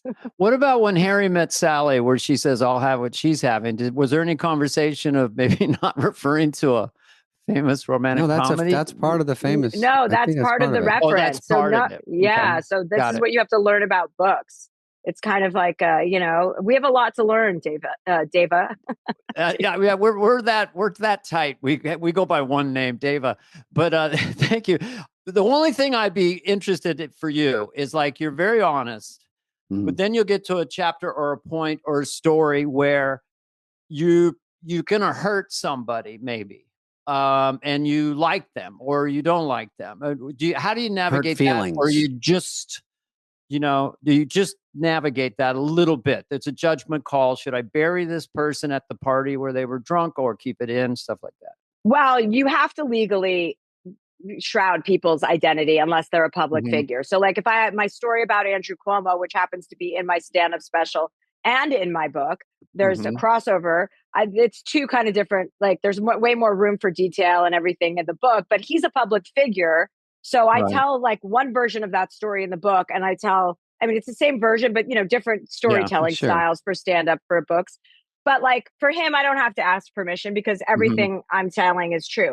For a friend of mine that I'm writing about who I like, who isn't a public figure that I'm saying something embarrassing or bad about, like I have to shroud her identity so that no one will read it and recognize who you're talking about. So sometimes it's like I'll make up a character. I'll make a guy, a girl, or make you make them a different age, a different part of the world they live in, and blah, blah, blah, just to kind of shroud their identity. But that's what you have to do when you write books also. I've gotten all I need today. Thank you. I have a question. This is your motivational talk for you guys this morning, for both of you, Dava. I have a question about your, you don't like bosses at work, but do you like, when you date someone, do you like to be bossed around? A boss in the bedroom? I mean, I like being sexually bossed around. I mean, no one's really going to boss me around because that's just not going to happen. You know what I mean? I don't have time for that. But I do like sexually when somebody kind of tosses me around and tells me to shut up or like pushes my head down, like playful sex. I like that. Into the wall. Did Joe Coy do that? Probably when I asked him to. You got to kind of tell guys, luckily these days, that you want that. And that you want to get so yeah, I'm sure Joe Coy was a little bit, trying to throw me around. I'm sure. Well, also, did you call him Joe Coy? You seem like you go, hey, Joe Coy. During sex all the time. I would go, oh my God, Joe Coy, Joe Coy. Oh my God, Joe Coy. Are you in? What's happening? I've never heard anyone just call him Joe. I think it's always Joe. I didn't know that he didn't know how to spell Joe Coy. I thought Joe Coy, I thought Jokoy was like his birth name. One and name. his name is like actually Madonna. Joe. And then Coy is a made up name. So, and then he combined Joe Coy. So I don't know. Worked. Yeah. Yeah. So that was actually difficult when I was writing the book, because there's a chapter about, I talk about my relationship with Joe Coy. And I'm a real big on spelling and grammar. Like I find it to be a turn on when also people pay attention to spelling and grammar. Sure. And so he spells his name Jokoy, and I had to spell it Joe and then Koy and a space. I did. I couldn't spell it that way that he wants people to spell it, just out of respect for myself. It's not an actual name in the English language. J-O. No I one's associate it with a female spelling. Well, that's right. Women who are named Joe, it's J-O, and he's spelling his name like a woman. So I had to respect him, because I know he doesn't identify as a woman. So I wanted to spell his name correctly, just by chance he might see it and learn how to spell his own name. Yeah. Well, Joe Coy it's whimsical a little bit. I don't know. Joe, Joe's like a Joe guy. Joe Coy's kind of artistic. Joe Coy. Yeah. I wouldn't do it just because it's a female name. Like I would change. Maybe he didn't know that. Joe from Little Women, you're talking about? Yeah. There's not that many J-Os out there. Like who's the better stand-up on their best night? You or Joe Coy? Oh, Joe's a great stand-up. I would never say that I'm a better. He's great. I mean, he is very good at what he does. So it would help if you said you were better. I would never say that about any comic. I don't need to say that. He's powerful, definitely. He's physical. He does a lot of voices of other people around the world. You're different comics. You'll say that. That's actually good. Yes, completely opposite ends of the spectrum. Exactly. Yeah. It'd be like comparing an apple to a pineapple. To a typewriter. Thank you. Yeah. To a typewriter. to a Dyson. It would like be comparing a clean air. What is this called? An air doctor. We all have to get air doctors, right? After the fires. It would be like comparing an apple to an air doctor. I think it would be like comparing a pretzel to the lunar module. Yeah. Yes, that's right. David, it would be like, I don't have any of the good ones of that. But I was saying that maybe Chelsea. The chemistry between the two of you is palpable. And I think the chemistry between the three of us is very intriguing as well. So palpable is good? Palpable is, something you can almost, you can feel it and you can touch it almost. When you date a guy, do you feel like you're a little intimidating, or guys scared to ask you out, do you think? Yeah, I think men are very disturbed by me. Yes. I think that they find, is not what I said. I think they find me off-putting, and some men really love me, and that's nice. But I think as men in general, straight guys above a certain age are a little bit put off by me. I'm not trying to be intimidating or to turn people off. I just have that essence about myself. Well, and it doesn't seem like you're out trying to turn them on either. You're not like thirstily going after guys. You're just When's doing the last time you had sex? Just a few weeks ago. I have a mountain lover. I have a mountain man that I have sex with in my mountain house in Whistler, Canada, where I ski. So right now I'm in LA, and usually in the wintertime I have sex with a mountain man. And does the mountain man have a big burly beard and really husky? What is it? A lot of pubes. What are you getting at? Yeah. He has a beard. It's not burly like what you're envisioning, but he has a beard. Yeah. He definitely looks like he's from the mountain. You know what I mean? Is it Bert Kreischer? Yeah. It is not Bert Kreischer. No. He has never been on top of me, inside of me. I don't think he's been on top of anyone except for his own wife. So that's probably for the best. That's sweet. Yeah. We're going to spin that sweet. Well, you have a mountain man in a cabin. You've got a best-selling book about to happen. Dial it in. You got a special. I mean, what don't you have right now? A baby. I don't have a baby, thank God. So there's that, Okay. I think about all the things that I don't have, that I'm grateful that I don't have, like a husband. I never wanted to be married. I just find that idea. I can't believe you've never gotten married, David. Did you get married one time? I don't think so. Good for you, like for making that decision. Dana, what about you? Have you been married? It's hard to make that decision, to be honest. You look weird. born to be married. I've been married for 42 years. Oh, wow. Congrats on that. That's nice. I guess so. That's why Dana and I have all the sexual tension between us. I just had a really weird childhood, and I just the walls would close in on me over time if I was just alone too much, you know. So right. But if when you've had a great boyfriend and you're not married to him, and you're watching TV and you're having fun and you have your separate career in life, that's fun, right? Because you get to share stuff. It's fun, right? You don't have to get married, though. Marriage is no. Yeah. No, I'm with David. I mean, David and I probably have some similar dating habits. I like just to have an open field. And even if I am dating someone, it's very clear, like, this is not, you know, this is nice and everything, but there's not going to be any sort of long-term commitment made ever. And that's not the way I roll. I don't think I've ever had that conversation. That's great. I mean, it's harder for guys to have that conversation. Like Bill or guys that look like me. Bill Maher always says to me, everyone wants me to get married. I go, no one wants you to get married. You don't have to get cares. We don't. Married people don't think that you've all got to be married. So, especially Bill Maher. Like, who's worried about Bill Maher getting married? Who? No one. He says, friends. Yeah, exactly. I don't know. I go to Chelsea at things just to go laugh because she's always going to say something snipey and funny about somebody. It's fucking always funny. You're always good to. I think I've even been to your house. I don't know if it's that house. No, this is a new house. You know whose house I fucking bought? RFK. RFK Jr.'s house is the house. And he and Cheryl Hines. So I bought this house. I didn't know that they owned the house when I bought it, which would have been a huge. Take out the weight room. Why do you? I mean, I've had an infection ever since I moved into this house, and I believe it's from him. He's supposed to be a health guy, and you got he's the worst. From his, look at this bruise. It's from my IV. I have to have a daily intravenous. Yeah, like I thought that was from a rough up session with Mountain Man. With Joe Coy. I'm on antibiotics right now. Yeah. Are you? Congratulations. Me too.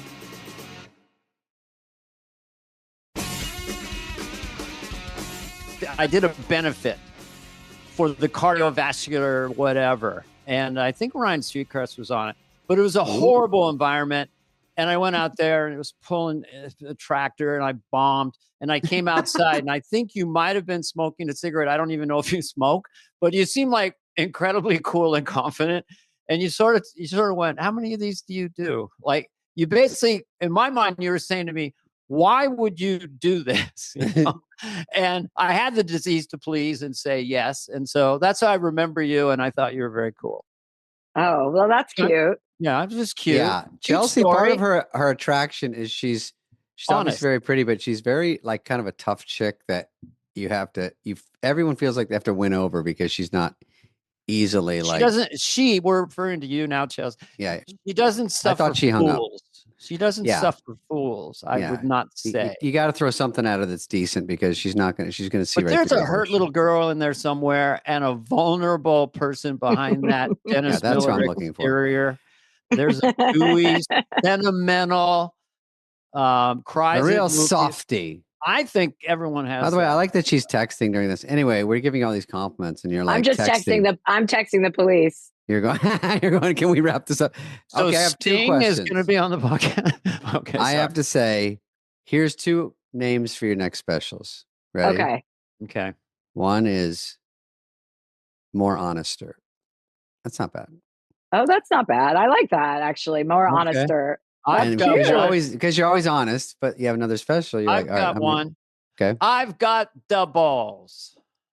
Okay. Okay. And here's one more. So those are two suggestions. Yeah, and one of them I like. I don't have a baby, thank God. That's right. It's not a bad one because people are like, oh, I want to hear what that shit's all about. You can never. I feel like I've said that so many times that I like More Honester, though. That's a good one. I'm actually going to put that in my notes section, David. 2 words. Yeah. Mm-hmm. Quick. 2 words, 3 syllables. Mine was intentionally. I was going for the worst title ever. So his is actually good. I was thinking of, how about just Chelsea with an exclamation point? How about? She's already done that. Oh, she's already done that. I've done it. Everything is named eponymously. She spun that name. I've used that name up. I need a new fucking name. You know what's funny? Whitney and Chelsea, like, there's a lot of the female comics, you know them by one name. You don't know me by date. Mhm. You know what I mean? Everyone knows you by Spade. Everyone Spade, goes yeah, by, you're right. you guys go by last names. Well, some of the It's girls do true. too. Guys go by last. Yeah, it's true. Sandler, Rock, Spade. We even call each other that. Yeah. Yeah, you do. That's right. Weird. Yeah. Speaking of Hollywood parties, are you going to Guy Osiris' house tomorrow night, David? Oh, I'm not because I have a fucking casino gig. Oh dear. Well, I would love it. That's fun. I would like to see you there. I know. didn't I was you just would going to be see if there. you wanted to go with me on my my plus one, but I can't believe, or as you're, if you were going, but Well, I've got to those are find fun someone. because he never says who's going, and I never ask. I'll just go and Yeah. see what's going on. But I'm shooting this independent right now film, and this is my first day off in a while. And I definitely wanted to do this with you because it's been hard to sort of organize. But then tomorrow I have to go do a show I had booked before I did this, so I am going to miss it. I would like to do that. It's a fun night. Well, I hope you have a great time at your casino gig. What city is that in? No one knows. It's Exactly. you Those go and you casinos just are pretty tricky. they're fun Is it though. And when you get there, they're with not Nikki? bad. Is it with Nikki? With Nikki Glazer, no. Mm-hmm. No, we do a Vegas thing, sort of like Chelsea sometimes, and those are fun too. At least Vegas, you can stay up late, Chelsea. Yeah, I like to gamble. I like to play with like lots of money and gamble. I do my show. Usually I have a bunch of friends or family or whomever, like they come and they get a block of rooms, we Yeah. hook them up, they come out, fly out with me, and then we gamble. And I love gambling. I love blackjack. I love supplying everyone with money to gamble for people who don't have money to throw around. And I always start with a certain number and I always leave and I always walk out with more money. Like I am so lucky with gambling and I have made that casino, I believe, luckier. What do you play? Blackjack? What are you playing? Yeah, Miracle Ear. I just fucking said it. Blackjack. I know. Well, I have a fever and I'm on antibiotics. I'm also on antibiotics with a fever. Just FYI. Okay. So stop your complaining. I apologize. So I'm perfectly you're on healthy. antibiotics? Yeah, intravenous. Look at this, you guys. I have a PICC line in my arm. Holy shit. I have like a massive infection. Fucking Amy Winehouse. I know. It's embarrassing. I'm like falling Jesus. apart at the seams. But I mean, I'll be okay. Just like you'll be okay, Dana Carvey. Once you get Carvey, the whole name. Listen, Ms. Handler. I have a question. Will be okay, Ms. Handler. Dana's the toughest one. Chelsea Manhandler. That's the special. That's what George Bush called me when we met at his Kenny Bunk board. He kept calling me Ms. Handler, like to really enunciate to represent my like loose lifestyle. Ms. Handler, like this unmarried Hillian. He likes to laugh. Harlot guy, W. Harlot, yeah. He makes Jezebel laugh. Yeah, well, you would know, Dana. I mean, you played him for so many years. That's your guy. You mean Bush Senior? Oh, right. Didn't you play him too? No, I'm talking about Bush Jr. You played I Bush played Jr. just in my stand-up, but Will Ferrell did him on SNL. Yeah. But I played him. Everybody does W. He's a funny character.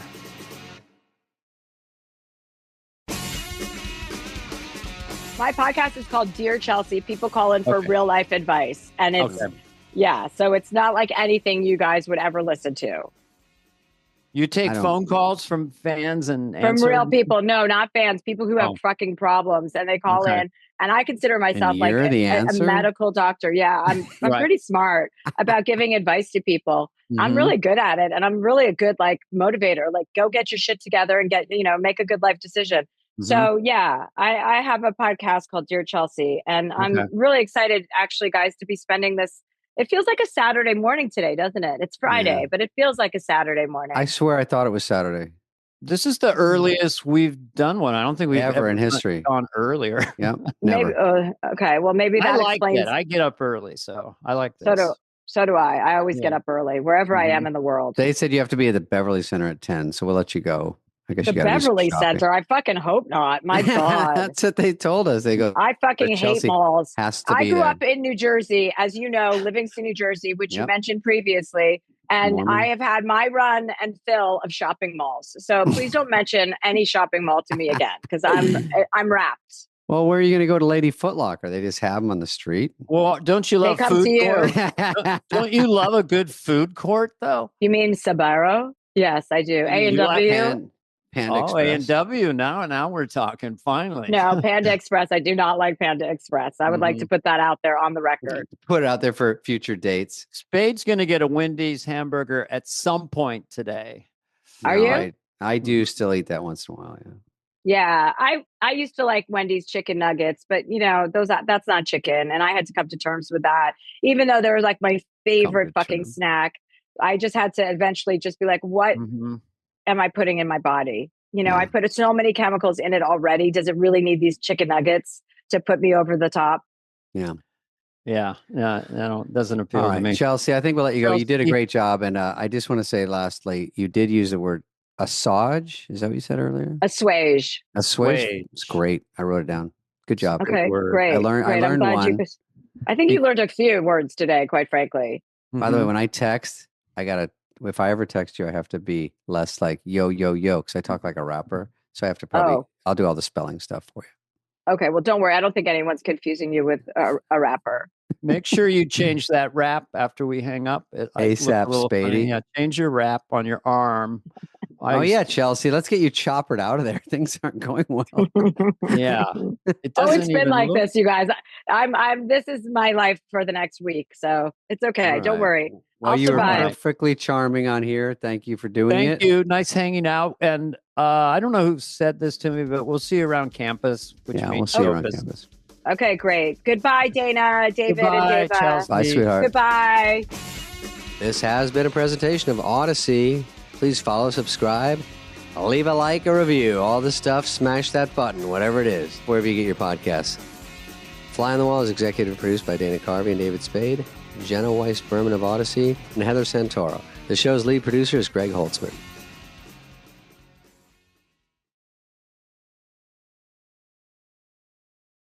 Hello there, everybody. This is Dana solo. It's a little scary. My partner in crime, David Spade, is flying right now. He's flying to Singapore today to do a corporate date. No, I made that up. But anyway, I'll give you a little taste of him if you miss him. Blue. Everybody's like, wah, wah, wah, wah, wah. Anyway, that's my David Spade. Our guest today, when David is on the interview, was really a blast. We put him in one of our favorites, Ike Barinholtz, who was on MADtv for like 7 years, I think, did all these characters. He's got a big resume, the Mindy Project, and currently Running Point on Netflix with Kate Hudson, Chet Hanks, that's pretty cool, Justin Theroux. So we go through all those shows. We go through his career. He has a Nepo dad. You'll find out about that. And he is sort of a brainiac. He's won Celebrity Jeopardy and Who Wants to Be a Millionaire and raised literally millions for charity. So very fun, a hard laugher, came to play. So I think this one will cheer you up for sure. Ike Barinholtz, everybody.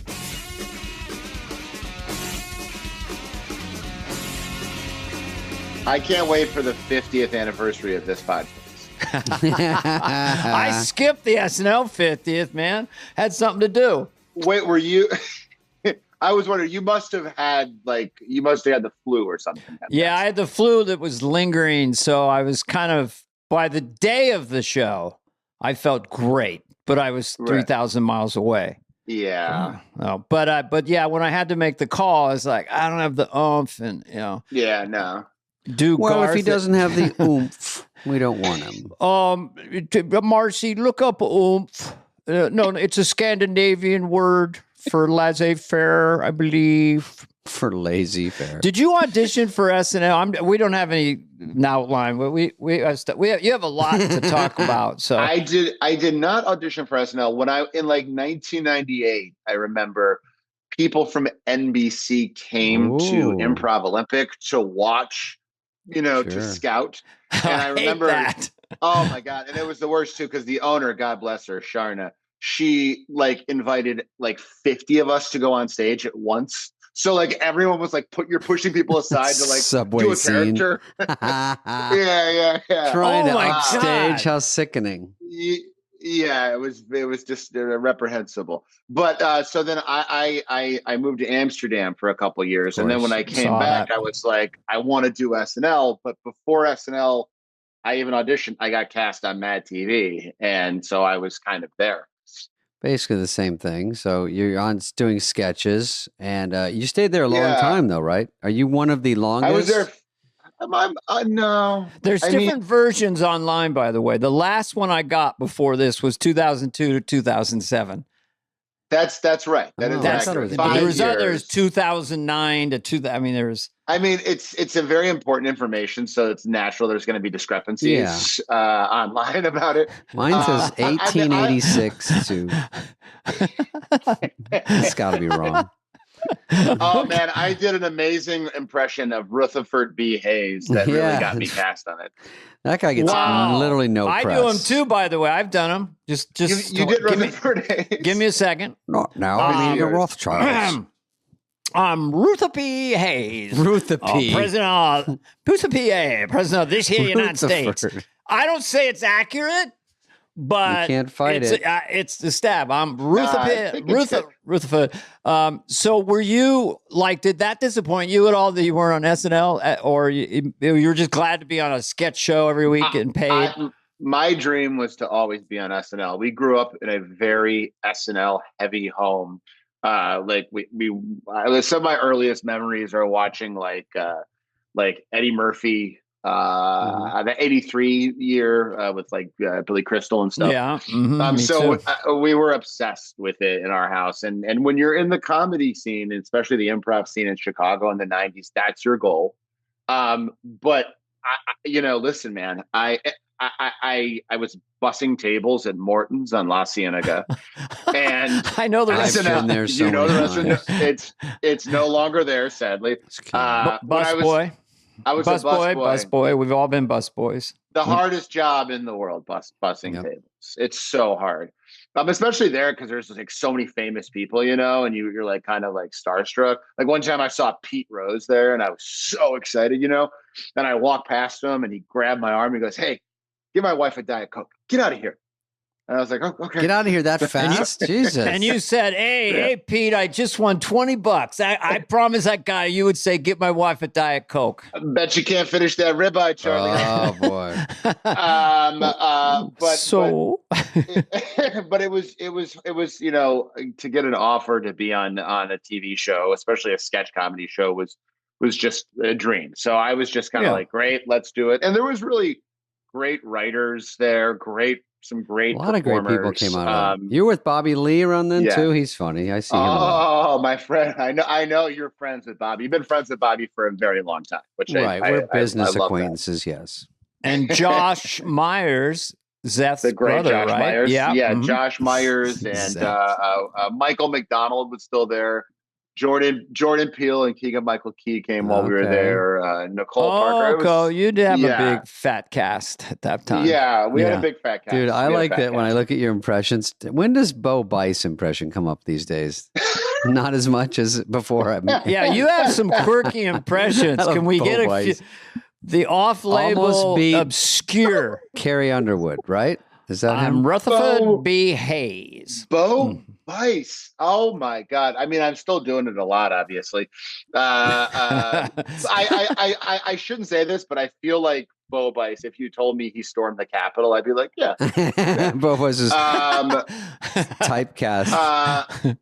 But yeah, MADtv definitely did a lot of impressions of the moment. Of course. So, we got stuck with that too. It's like whoever that week, like go around the room. Can you cover this one?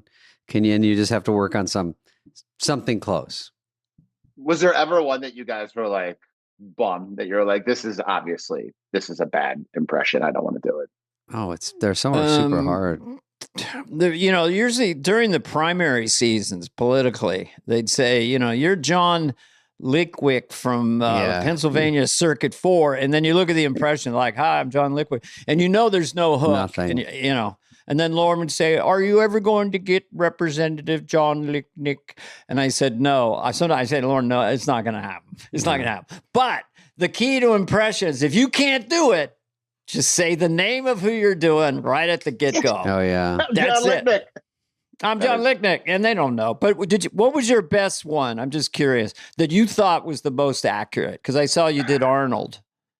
But my Arnold was not great, especially that was a huge bummer because Will Sasso was on the show. I really kind of replaced him, and he did the funniest Arnold. Oh, so then I had to come in and do my kind of half-baked one that wasn't that great, and it wasn't funny, and it wasn't as good as Will's. It. Well, it's already good. But Will's was like a tour de force. Yeah. I kind of look like Mark Wahlberg, so sometimes I do Mark Wahlberg.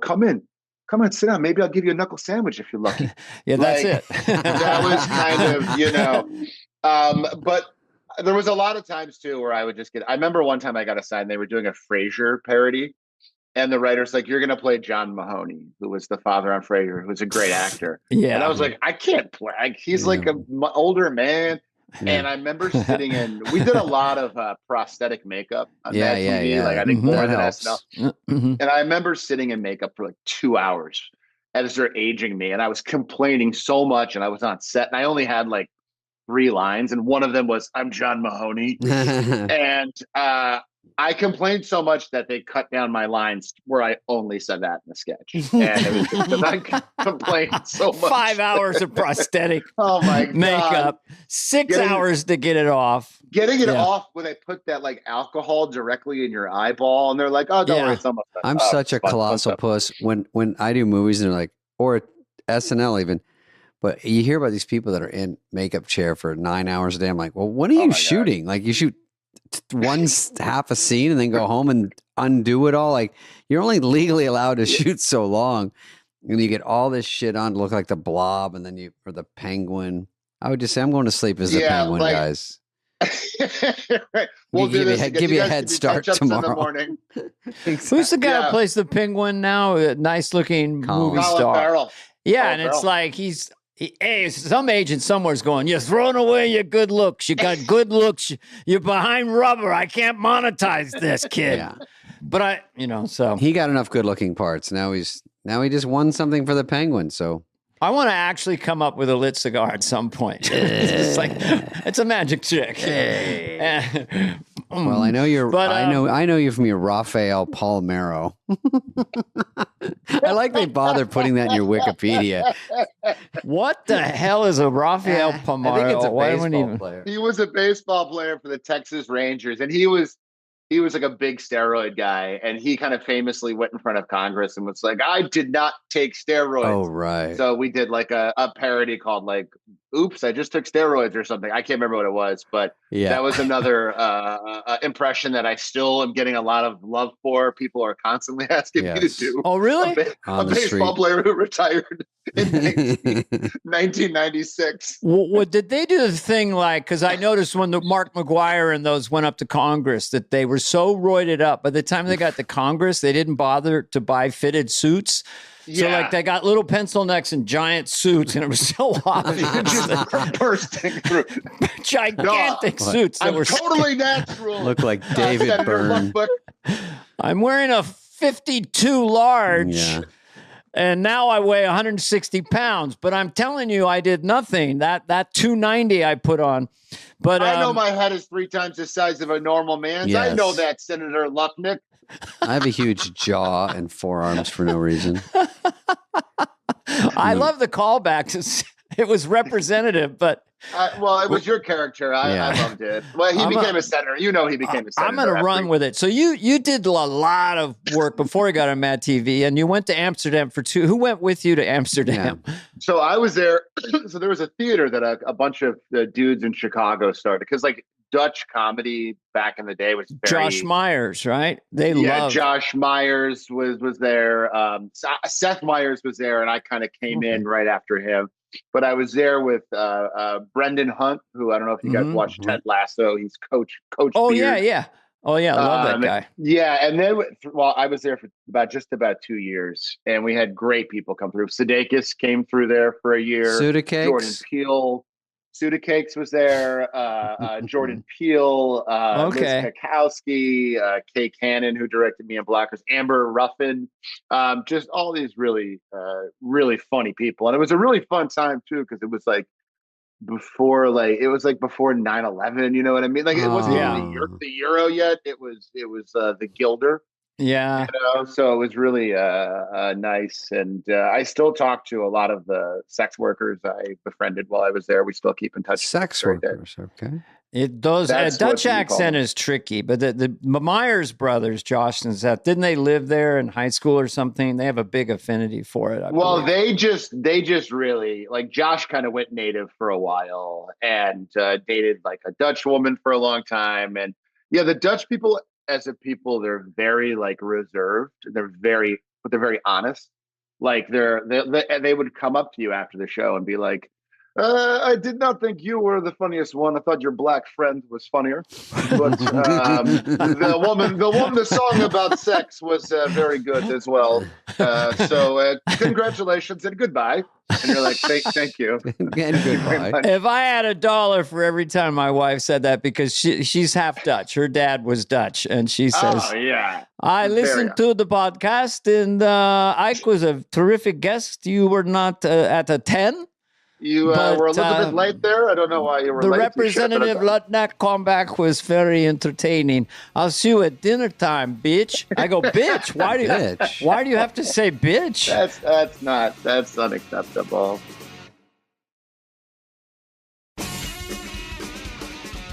So when did you start feeling like just either as a kid or high school, like, I think I should do this. I'm good at this. Because on your Wikipedia page, it said, considered to be a lawyer or a politician. Okay. Yeah, growing up. Okay. Yeah, growing up in Chicago. I mean, my goal was Representative Lutnick when I was a child. But as I got older, I went to college and I knew I didn't want to be in politics. I was a terrible student in college. Mm-hmm. And I kind of eventually got kicked out of college because I stopped going to class, and I was drawn to acting, and I was drawn to comedy, but I didn't know where to start. And my dad took us to see the Improv Olympics. I think like their 15-year anniversary or their 10-year anniversary, and I saw improv for the first time, and I saw Adam McKay, and I saw Amy Poehler, and specifically the person who made me laugh so hard that I was like, I need to do this was Tim Meadows. Great. Like great. He is to me like one of just the funniest people in the world. And, absolutely. And watching him on stage just kind of enter a scene and make a random joke and got such a big laugh. I was like, oh, I'm signing up for improv classes. I got to do this. So I was like 18 at the time, and I really kind of jumped all in. It was so much fun. And you're 18 at that point, and how old were you when you got MADtv? Was that kind of your biggest break, and then you went from there? That was my first break. Yeah, I got MADtv. I was probably 25-ish. Yeah, okay. Wow. And it was great. I was making that late night money, which when you're broke, you're like, any money. I'm basically Steve Jobs. And then as you learn, you're like, oh, late night money is terrible. It's not in the grand scheme of showbiz, acting. Yeah. It's not. But you're on a job. You worked with Del Close. Yeah. That was Farley's guy. He used to talk about a lot. Yeah, man. I hung out with Farley a couple times. Oh, good. I gotta meet him a couple times. And he was like my idol, like I loved him so much. And I remember one time he came, I was a busboy at Second City. And I remember he would come in once in a while, and he was always so nice. You're gonna finish that bread. He was Midwest nice. Midwest, Wisconsin nice. Wisconsin nice. Yeah. And one night he came up to me and was like, "Hey, where Johnny is? His brother Johnny." Yeah. And I was like, "Oh yeah, he's at this party on Lincoln." And he's like, you want to go? Can you take me there? And I'll never forget. Like I turned to my really. So he says that. Okay, go ahead. Finish this story. So I turned to my friend, my buddy Brian from high school. It's like, hey, I quit. Can you take me and Chris Farley to this party? And he was like, what? And we went there, and I remember we parked, and we're walking right under the L tracks, train tracks. And Chris is like, I gotta pee. And I was like, I gotta pee too. And we started peeing. And I remember he turns to me, he goes, "You want to play swords?" You know, Like sword fight. strings. Yeah. And I was like, yeah. And I kind of turn and we're kind of, mixing our urine. Right. And he just kind of turns and just sees kind of on my foot. He goes, "I cut your foot off." So, Foot off. so I what remember you so laughing so hard I couldn't metabolize what was happening. David, you knew Chris well. Did you ever sword fight with him? Story Did you checks guys out. sword fight? But yes, that sounds like classic buffoonery. I think I'm not just saying this because I'm on this podcast right now. I think this weekend we're going to show. I have 3 daughters from 6 to 12, and I think we're going to show them Tommy Boy this weekend. It's a 30th Yeah. anniversary, I heard. Oof. Maybe 20th. That's a bummer when you. I heard it's the 15th. Actually, it just came out. I would never say anything higher than 15. That sounds sickening. I don't know. I can't believe I've been around 30 years to do anything. Like, oh, gross. You look really good though, man. Like you're really hanging on. Like it's a lot of people like they get smashed by the wall, but you're looking good. Unbelievable. Look at this. Thank you, buddy. Look at this. You're shit. welcome, I got my man. new You're sweater welcome. on. I'm trying to zhuzh it up for Yeah, you. it's good. It's the beard. It's very good. It's working. Oh yeah. Tommy Boy is pretty much surefire, I think, for your I kids. hope. Yeah. It is. I'll probably just hit a quick fast forward on the scene where you're. Oh, that's right. Sometimes that's a they short take scene. that out of when it's on TV and stuff, and I never knew that. And I'm like, oh, there's a couple of things they just pull out of movies where you're like, oh, Yeah. So some people never see that part.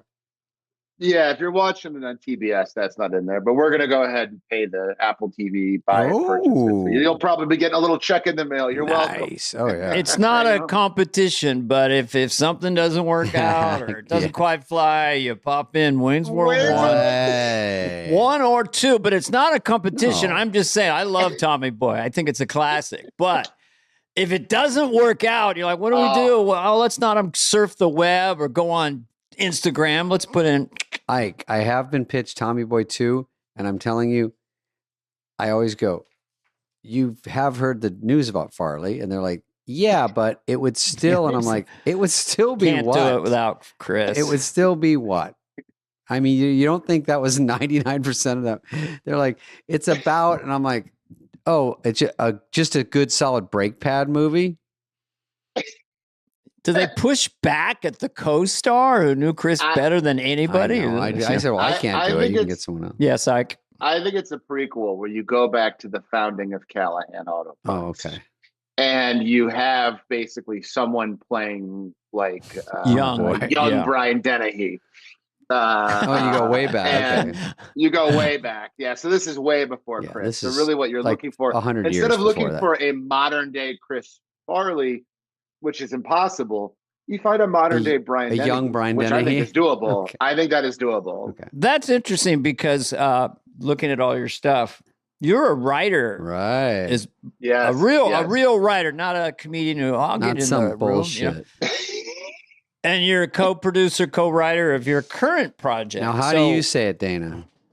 Now, I'd say that's the best pitch for a Farley that I've heard for a Tommy Boy sequel. You slap on executive producer, you do a cameo like Stallone in Staying Alive with Travolta, and you do that little turn. And it's David Spade, and then you walk. Yeah, boom, boom. So much boom's coming. That's all I'm. Do you like money? Do you like money? Do you like dollar bills?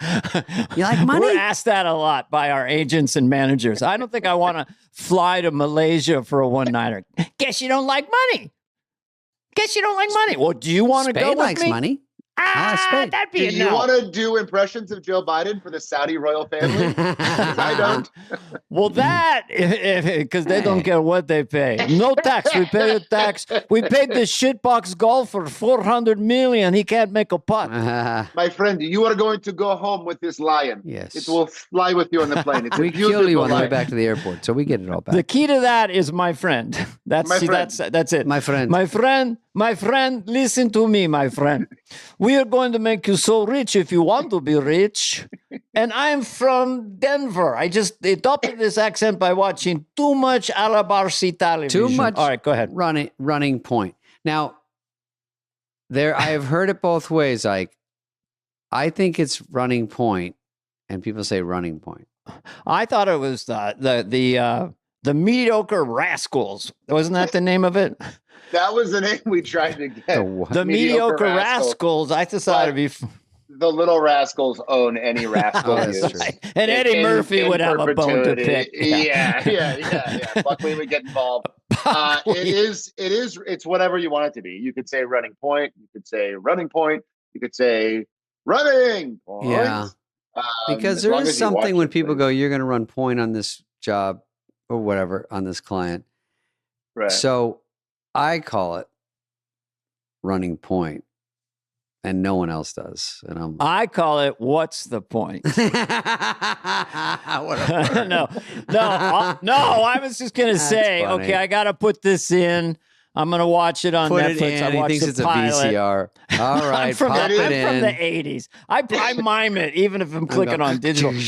And you guys nailed it. There's a genre of that kind of workplace fun, single camera.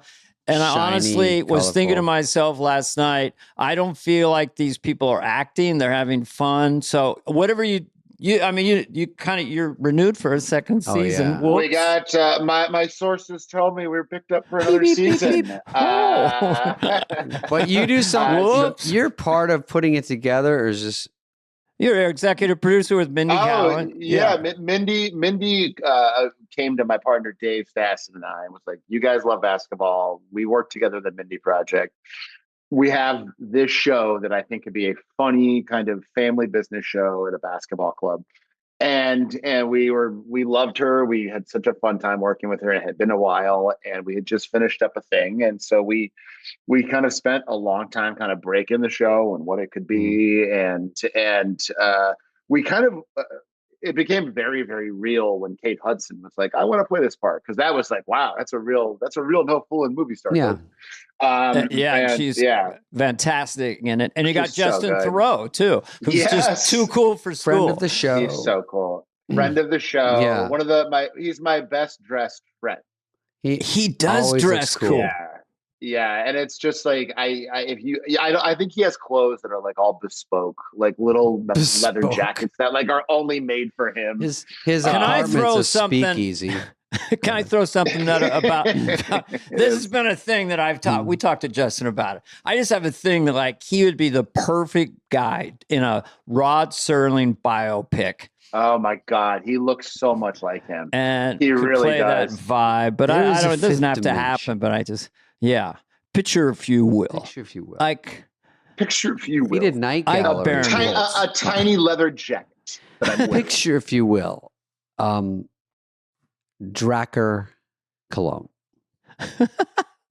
Well, I love that he's so polite. I can't think of the other stuff. Instead of think of this was the first thing. Think of this. Then he said, picture if you will. I watched 2 episodes of Twilight Zone yesterday. Which one? Wally Cox with the first AI woman that falls in love with him. Wally Cox from an old TV show. What? Hollywood Squares. Marlon Brando's best friend, by the way. They would like have sex with the same woman at the same time. They were like very famously like Coxmen together. He was on that show, Esca Bros. You know, Wally Cox was on Coxman. Wally Cox was on. What did you say? Because I want to laugh. Esca Bros. Eskimo Brothers. But Wally Cox was the bottom left square when I was a kid on Hollywood Squares. And I had no idea he was an Escabro with all these famous people. I just thought he and Paul Lynde were funny, you know. So that's tremendous. Smells like pussy in here, I think. Yeah. Smells like that was repeated on our podcast. But anyway, to get it in again. Back to your show, Scared Straight. What? So you get Goldie Hawn's daughter, you get Katie, and Katie Hudson, who I think is tremendous, amazing, and it's so much. like so fun. Like stories about like her stories are so crazy. You know, like oh yeah, you know it's my birthday and oh it was crazy. Like Paul McCartney, you know, was there, and at one point he looked over to Barack Obama and told him this. Jesus. And I like when people tell you those stories, I'm like, what do I have? Yeah, I'm like, what do I oh have? really? You're like, this was all at Pizza Hut? One time, Bobby Lee and I went to Las Vegas together. Like, that's your story. What are my And we couldn't find his pubes. Wow. So he couldn't go on that night. I've seen Bobby Lee naked more often than I've seen my own wife naked. So I've seen him naked 3 times. Plot thickening. Bobby is hilarious. He is one of the going. all-time funniest. He's got a very funny really thing has. about him. He's got a great burn. He acts real serious and just looks just over. stares. I like when he stops and he does the death in his stare. podcast. And you know he's loaded up with something. Every He's other comment is racist, and he just stares at them. and he doesn't say yeah. anything. He goes, I'm gonna leave. No, I think I'm gonna just- take off. Yeah. That's funny. By the way, Dana, on a side note, you don't have to listen. When I was golfing I with would like Lovitz to. the other day, I burned him because we were on the green and he was blabbing away, and I was walking the other side of the green. I go, "Oh, you're cutting out." And I've never used it in real life before, but it was good with Lovitz because he goes, "I take offense to that, and I'm sorry about your attitude." And then, but it was funny to say he's cutting out in real life. Laughed at my own joke, then laughed at his.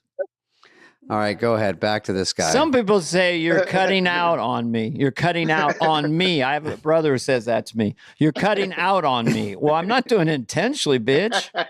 Oh yeah, they're That's mad at his you. affectionate. Hey, you're cutting out. You're cutting out on me. It's not what.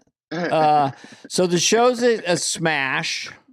Show is And picked up, which is I thought good sign. you're in it a little bit, or where are you as an actor? No, in this? I'm not in it. I just kind of wrote it and was there while we were shooting it. My dad is in it. My dad is an actor. He plays the family attorney in it. I saw him. So Who maybe you also saw played him. and the you were- attorney on jury duty. Yeah, the judge. He played The the judge. judge on jury duty. So And he he's always very- wanted to be in show business. You get in show business. Yes. Now he's in show business. I got a Nepo dad. And he has a good spot. I love That's him. cool. A reverse. I've never heard of that. A Nepo, because a Nepo, I understand people get mad at Nepo babies. I don't, by the way. I think they're good a lot of the time. They're fine. But Nepo A dads, necessary evil. everyone can get, everyone can get behind a Nepo dad. Yeah, let him have fun. Yeah. What are you going to, and by the way, who I think has a shit ton of charisma is Chet Hanks. Oh my God. That's someone else. Someone says to me, it's like, I can't believe Chet Hanks is such a good actor. I'm like, his dad is Tom Hanks. That's Yeah. top 10 of all time. The apple ain't going to fall that far from the tree. If he's half as good, he's going to get a couple Oscars. Come on. It's like, Exactly. Even if he only got 3 Oscars, that would be good. Yeah. I only have 2. Best original score for the Brutalist. Did you do that And, peppy tune? I did it. That was The toe I did all tapper. of my little Casio keyboard. I saw Ignora last night because I had not seen it. Again with Ignora. I loved Ignora. What was It's the real so name of good. it? What's it called? Nora. Nora. Okay. Yeah, I Pardon loved me. it. No disrespect, but Well, I saw Ignora Ignora. is some disrespect, by the way. No, I only saw Dune 2 and Conclave of the nominees. How many I have you love seen? both of them. I loved Conclave. I loved Dune 2. I loved them. Nora, and I loved The Brutalist, and I think that's all I saw. Will you watch The Brutalist again? Never. Never. It's very It's a long. feel-bad movie this summer. Yeah, it's really it's brutal. But I really did think it was cool and Was interesting. Dune 2 with the popes? No, the popes were. The they had to Popes get are a. conclave. They had to get a new pope, so they sequester him. Not unlike a jury, they put him all in this big I room in the love Vatican. Pope, Yes. but don't and you then think it's he's a little Game of Thrones? He can't be pope. You need to be a little heavier. Yeah. You can't have a stick no figure as a pope. anorexia popes? They need to be round. people want to Marcy.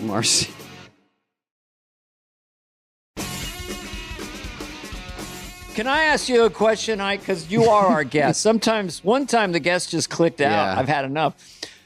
You're kind of a movie fan because, well, one thing is you must be. I don't know if your IQ's been tested, but I saw it. I mean, come on, you've won twice. Look at this shit.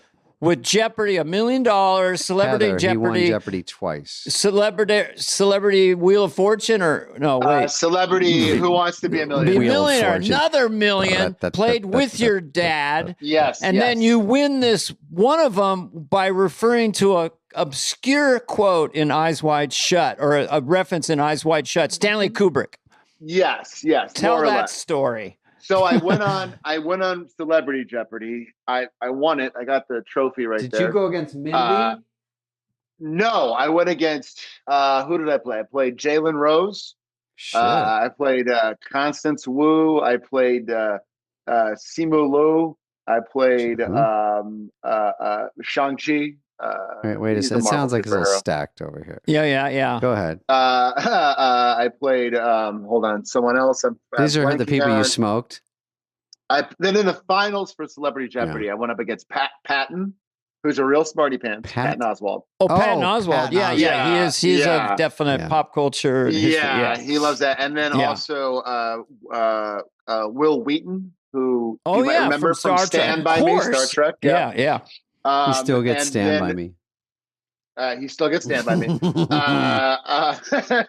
Next Gen. Okay.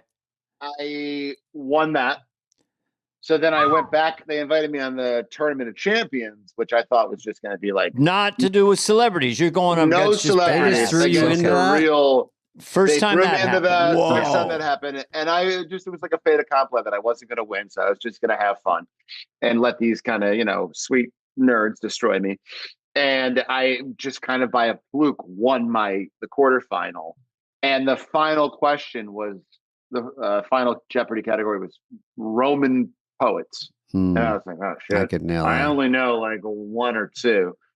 And then I read like this, what the quote was. And I just, in my mind, I was kind of weighing them. And I thought of Eyes Wide Shut, because you remember the scene in Eyes Wide Shut where Nicole, they're at the party, they're at Sidney Pollack's party. Yeah. And Nicole Kidman, that like really creepy European guy, is like, hello, how are you doing? Have you ever read Ovid on the Art of Love? And I was like, oh, Ovid. Maybe it's Ovid. And so I credit Stanley Kubrick. Oh my God. How many times had you seen that movie? I've seen. I watch it with the family. We watch it once a week. With the kids? Every Saturday with the kids, we watch it. We want them to understand that there is a Illuminati out there who are having secret sex parties. Do you have other Kubrick movies that you like? Is it Moon Landing? The Moon Landing. Moon Landing, the JFK. He supposedly really filmed good it, one. Dana. That was Oliver Stone. Oh, he filmed the Moon. I see. Yeah, okay, you got it. I have been in a bit of a Barry Lyndon phase. Really, I don't know the last time you've seen it was. I have. Not. I remember seeing it when I was young, and I was like, it's so long. But now when you watch it, it's hilarious. First of all. And it's so beautiful. And Ryan O'Neal really was a really great actor. He was really I had good. the same thing. The standard was so high in the 70s with Kubrick and other movies that I saw it, didn't get it, saw it in the theater. I watched it a year ago by myself, just said, fuck it. I'm going to go revisit it. And the prologue, what was the afterwards? They said, such was life in 16th century France or whatever, and they're all gone now. And then I got the whole thing, and the physical comedy of that dance sequence he did. Oh my God! Which he just stepped right up to the tippy toe of winking at us. Yeah. But that's a brilliant film. Atmospherically, you are completely submerged. Oh my God! Into it, and the cinematography is, So anyway, and David, it's also very sexy. And do you guys mind if we watch a couple hours of it real quick? We always talk about movies at some point, and I always say, if you can only watch one movie tonight, you had to watch a movie tonight by yourself, Ike. What pops into your head? God, this is different than my favorite movie, right? Like, but what would you watch tonight? Tonight, if I was going to watch something, you have 5 seconds. I would watch Idiocracy. Oh, Okay. wow. Workplace comedy with Mike Judge, Workplace the comedy, director. Mike Judge. I was just watching a little of it on a flight last week, and not drawing any parallels to the present, of course, but it is such a funny movie, and every time I watch it, it gets funnier and A lot funnier. of people I like would that. watch Also more and more the real. bridge of the Bridget Remagen World War II movie from the 70s. Excuse That's what me? I would watch. What's it called? What's it called? The Bridget Remagen or Remagen. No, I'm kidding. You don't have to watch that. What I really but I want to do it. Yeah, he was. I like The Longest Day. If you like World War II movies, That is a great movie, The Longest Day. but if you haven't seen, because God rest his soul, Gene Hackman, if you haven't seen The Firm, you've seen it, right? Oh, yeah. He's great seen in that. Mhm. And that whole movie is Great movie. fantastic. That Yeah. movie is really great. Like for like a legal thriller, that's a great movie. And he's Is unbelievable. Denzel in that? No, that's The Pelican Brief. That's Oh. his next movie. Oh. David, what would you watch? And don't say Tommy Boy. Don't say Tommy Boy. Don't plug No, the 30th I anniversary. go- Don't say highbrow. Opportunity Knocks. Josie and the Pussycats, all the classics. No, I don't. Dave's not a movie When I guy. get on a movie, when I get on a flight, I have to have a TV in the back of that chair, and Oh yeah. it just kills time. It's so great. So when I'm on a Yes. flight, they have new releases. They have old ones. I always buzz through. I can't tell you the last one I saw, but I will say I don't think they can call Fern Gully a new release on Delta. Just shouting out legally, I don't think they can. And I do watch. I will watch almost anything on a plane because you're stuck. So, God, what did I watch last time? Maybe I got a bummer. that Tom Cruise Emily Blunt Oh, Edge of Tomorrow. Edge of Tomorrow. Oh yeah, Yeah, That's a so cool good. I one. like that movie. I like science fiction. Hey, you got another thumbs up. Hey Dana, can I tell you something about Opportunity Knocks? I saw that Sure. movie opening night, Love it. Hmm. and a kid I went to school with, elementary school, was one of the karate kids who beats you up because Oh, you shot really? that movie. Yeah, Josh Livingston. I don't know if you remember him. In Chicago. In Chicago, yeah. So I saw that movie opening weekend, baby. I did the best I could. It was a bit of a tussle with creative forces, but this goes full circle to this podcast. So I'm doing the movie in Chicago, and so there's these two dudes playing dude number one, dude number two. Maybe they have a line. They look like they're in their 40s or early 50s. And I'm just talking to them at lunch and whatever. And I didn't know one of them was the infamous improv guy you mentioned earlier, the Del godfather Close. of improv. So Yeah. Del Close, Oh. he's moonlighting, getting a check on this, Love this it. silly romantic comedy. And I didn't know till later I was talking to Del Close. He didn't never kind of go, well, you know what? I kind of started improv in Actually. Chicago. No, he was Yeah, very, he cool, did very it. cool. And Yeah. that checks out because he was always like broke. So he would, whenever they were shooting a movie in town, he would get up, 'Cause he's the teaching. directors would call him. He's teaching, and he was also like, a heroin Get addict it for a out, long yeah. time. He didn't have his shit together, so to speak. Right. But he was a really fascinating guy, and I learned a lot from him. And for a guy who I think touched so many people, he wasn't a name dropper around us. He never was like, oh, one time Bill Murray told me. Yeah. He was just like very like he was just Yeah, a he was very cool. interesting guy. Yeah, cool Mike guy. Myers always would refer to Del Close, just so. Mike was big on him. Yeah. I have Mike another. Myers, who, by the way, is an enemy of the state right now because he's Canadian. So you guys should reach out to him because they're coming after him. Yeah. Well, I did Elon Musk for 28 seconds on that show and got a little chatter from him. So now Mike's doing this sort of Monty Python-esque avant-garde version. It's really, really funny. He's running, he's turning, he turns himself off. He's like, but yeah, we'll have him on tomorrow to discuss his. And if you guys could shelter him, that would be nice because Yeah. he's going to need help. We will. Remember adopt him. shelter in place during the pandemic? Shelter in place. Do you remember the immediately. pandemic? Wherever you are, do you shelter. mean the pandemic? Guys, Yeah. can I bring up? Let's can look I at a bring up a clip. video of Anthony Fauci that I made? It's a jib jab where he kind of admits It's the a whole jib thing was jab. a hoax. I want to Fuck, hear I it. want to see a jib jab. You know my Anthony Fauci bit Let me that tell you something. I know I told you if you had 2 shots. I just do this guy for him. You'd be dancing in the streets. I missed it by a little much. A little bit. Who knew it was a mutating mother? That's why I'm introducing the Daily Shot. Anthony Fauci's Daily Shot. Every single day you go to your healthcare provider. By the time you get to your car, you don't have any immunity, but it's a beautiful 39 seconds. He does. He's a doctor. He's supposed to be like, have an academic voice, and he sounds like he's trying to sell you like an old Pontiac in New Jersey. Let me get you in this LeSabre. From the bottom of my all new leather Fauci's, go fuck yourself. I just did that for myself. You are a great audience, Ike. You must be fun in the writer's room, and you're a great writer. I have a serious question for Ike before we get rid of him. Please. You were shooting the movie Blockers, which I think I just met your director recently. We had Kay Cannon, super cool guy. He's also friends with Theo. Wait, Kay Cannon directed Blockers. Oh, maybe it's a lady. Maybe he wrote it, or did you write it? There were other writers. There was it was one of the 40 people. So exactly. He's friends with Theo. Pretending to be part of the film Blockers, and he was on the set. And but it says because I have a bad neck, and you fucking did a stunt. You hurt your. Yeah. God, that's the worst on a movie too. Yeah, it was a bummer. What dick joke were you doing where you fell? I was trying to suck my own dick. It was an improv that I threw in there. Guys, one take. Keep the cameras going. Yeah, it happens. The last take of the thing.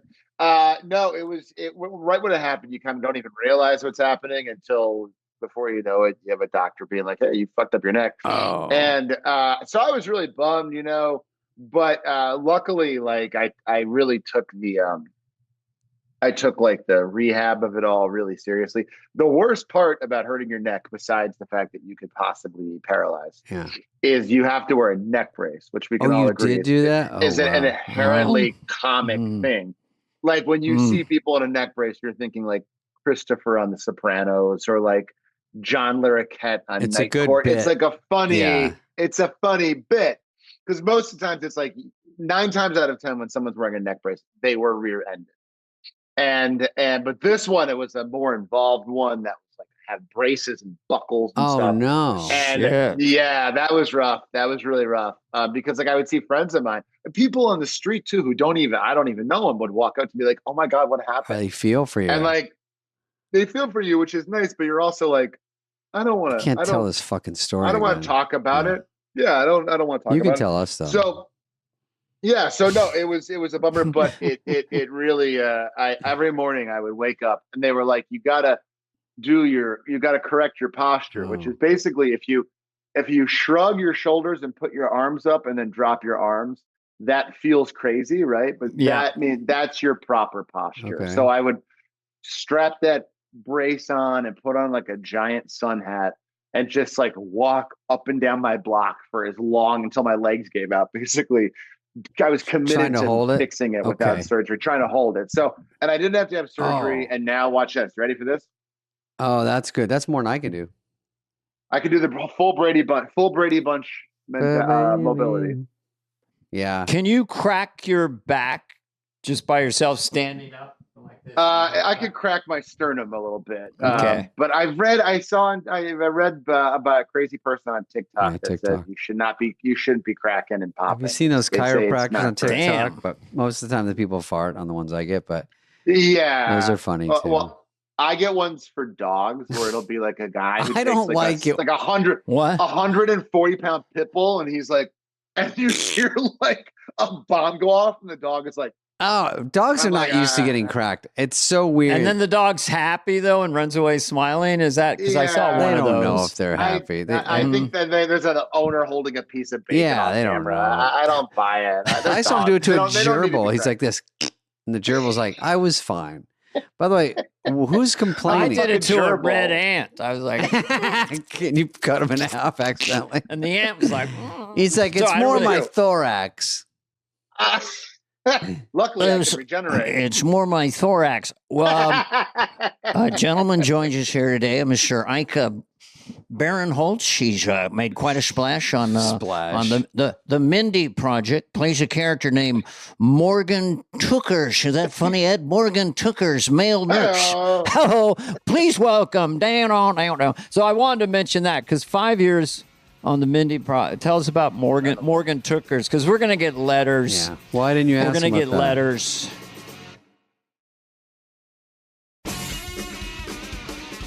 We haven't even have we had Mindy on, Dana? We should have Mindy on. Love to have her She on. would do this in a She's second. very fun. She loves see her you guys. out and She's about. like me, big SNL fan. Let's book Mindy. She doesn't even have to if talk possible. about us now. We won't put her But through if that. you could do it as Johnny Carson, that'd be amazing. Well, let me do this for you. This is what I do now for friends. Yeah, Johnny Carson gets pulled over for drunk driving, 1972. Okay. Oh, sorry, officer. I didn't know I was swerving. I had 2 slippery monkeys at the Hook and Crook. Yes.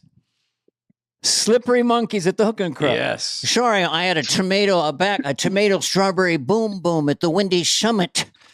I just like the drinks and the Summit. location at the Windy Summit.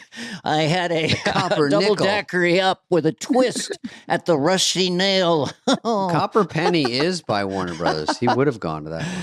All right, so And the Rusty Nail. and the Rusty Nail, and or the Desperate Pillow is another good watering hole. The Desperate Pillow. But anyway, so So the those Mindy 5 Project, years was big for you, it was right? and it was so much fun. It was such a fun job. We had, such a fun cast and writers. It's like when a lot of my children were born while we were doing the show. And now it's so crazy. Now they're watching it. It's on Netflix, or it was on Netflix. And now they're watching it. And it's really sweet because you do stuff and you just kind of don't rewatch it for a long time, and then it comes back to you one day with your kids, and they get to see That's me, fun, though. like farting so hard that my pants fall down. And stuff. So, how old are the kids again? 6, 9, and 12. 6, 9, 12. Okay, so they're still in the world of innocence and magic. Except and they have social media, but still, they're like they do. But I really am like, you're gonna watch like SNL and Mhm. Wayne's World and Tommy Boy and the things that I loved, because at some point they're gonna go online and watch some idiot online. So, and as long as they're in my house, Before they're they gonna like watch the my pranksters on TikTok, you have to give them some baseline. Hey, if I was running for president, I would sadly have to execute all TikTok pranksters. I do not like pranksters. Or you're put in a gulag, like because they're not even like clever pranks, man. It'll be like a guy, like an older man in a Home Depot, like trying to get like a bag of mulch, and they walk up behind him and like give him a wet willy, and the guy's like, "What the fuck?" And then they run away, and I'm like.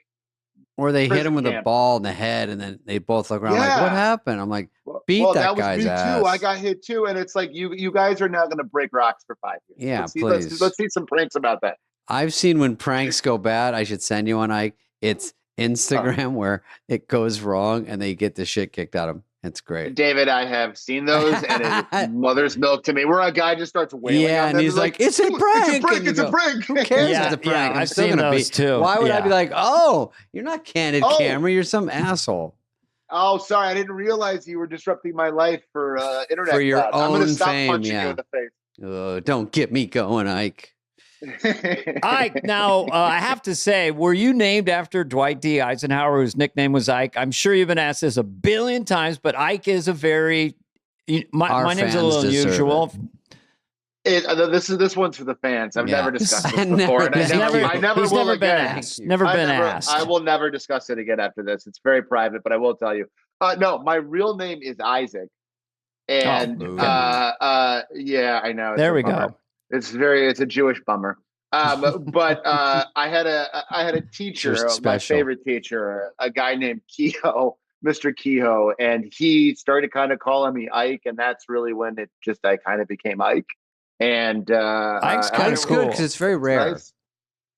It's rare, and most Ikes I think are good. Ike Eisenhower was an amazing Ike president. Turner was really, really good. Okay. Ike Turner's the rough one, but you also have Right.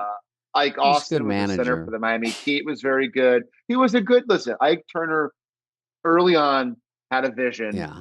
And I think we can all agree he made some very bad decisions. Yeah. But I don't like him. I think he's a bad guy. Good job. On the record with that.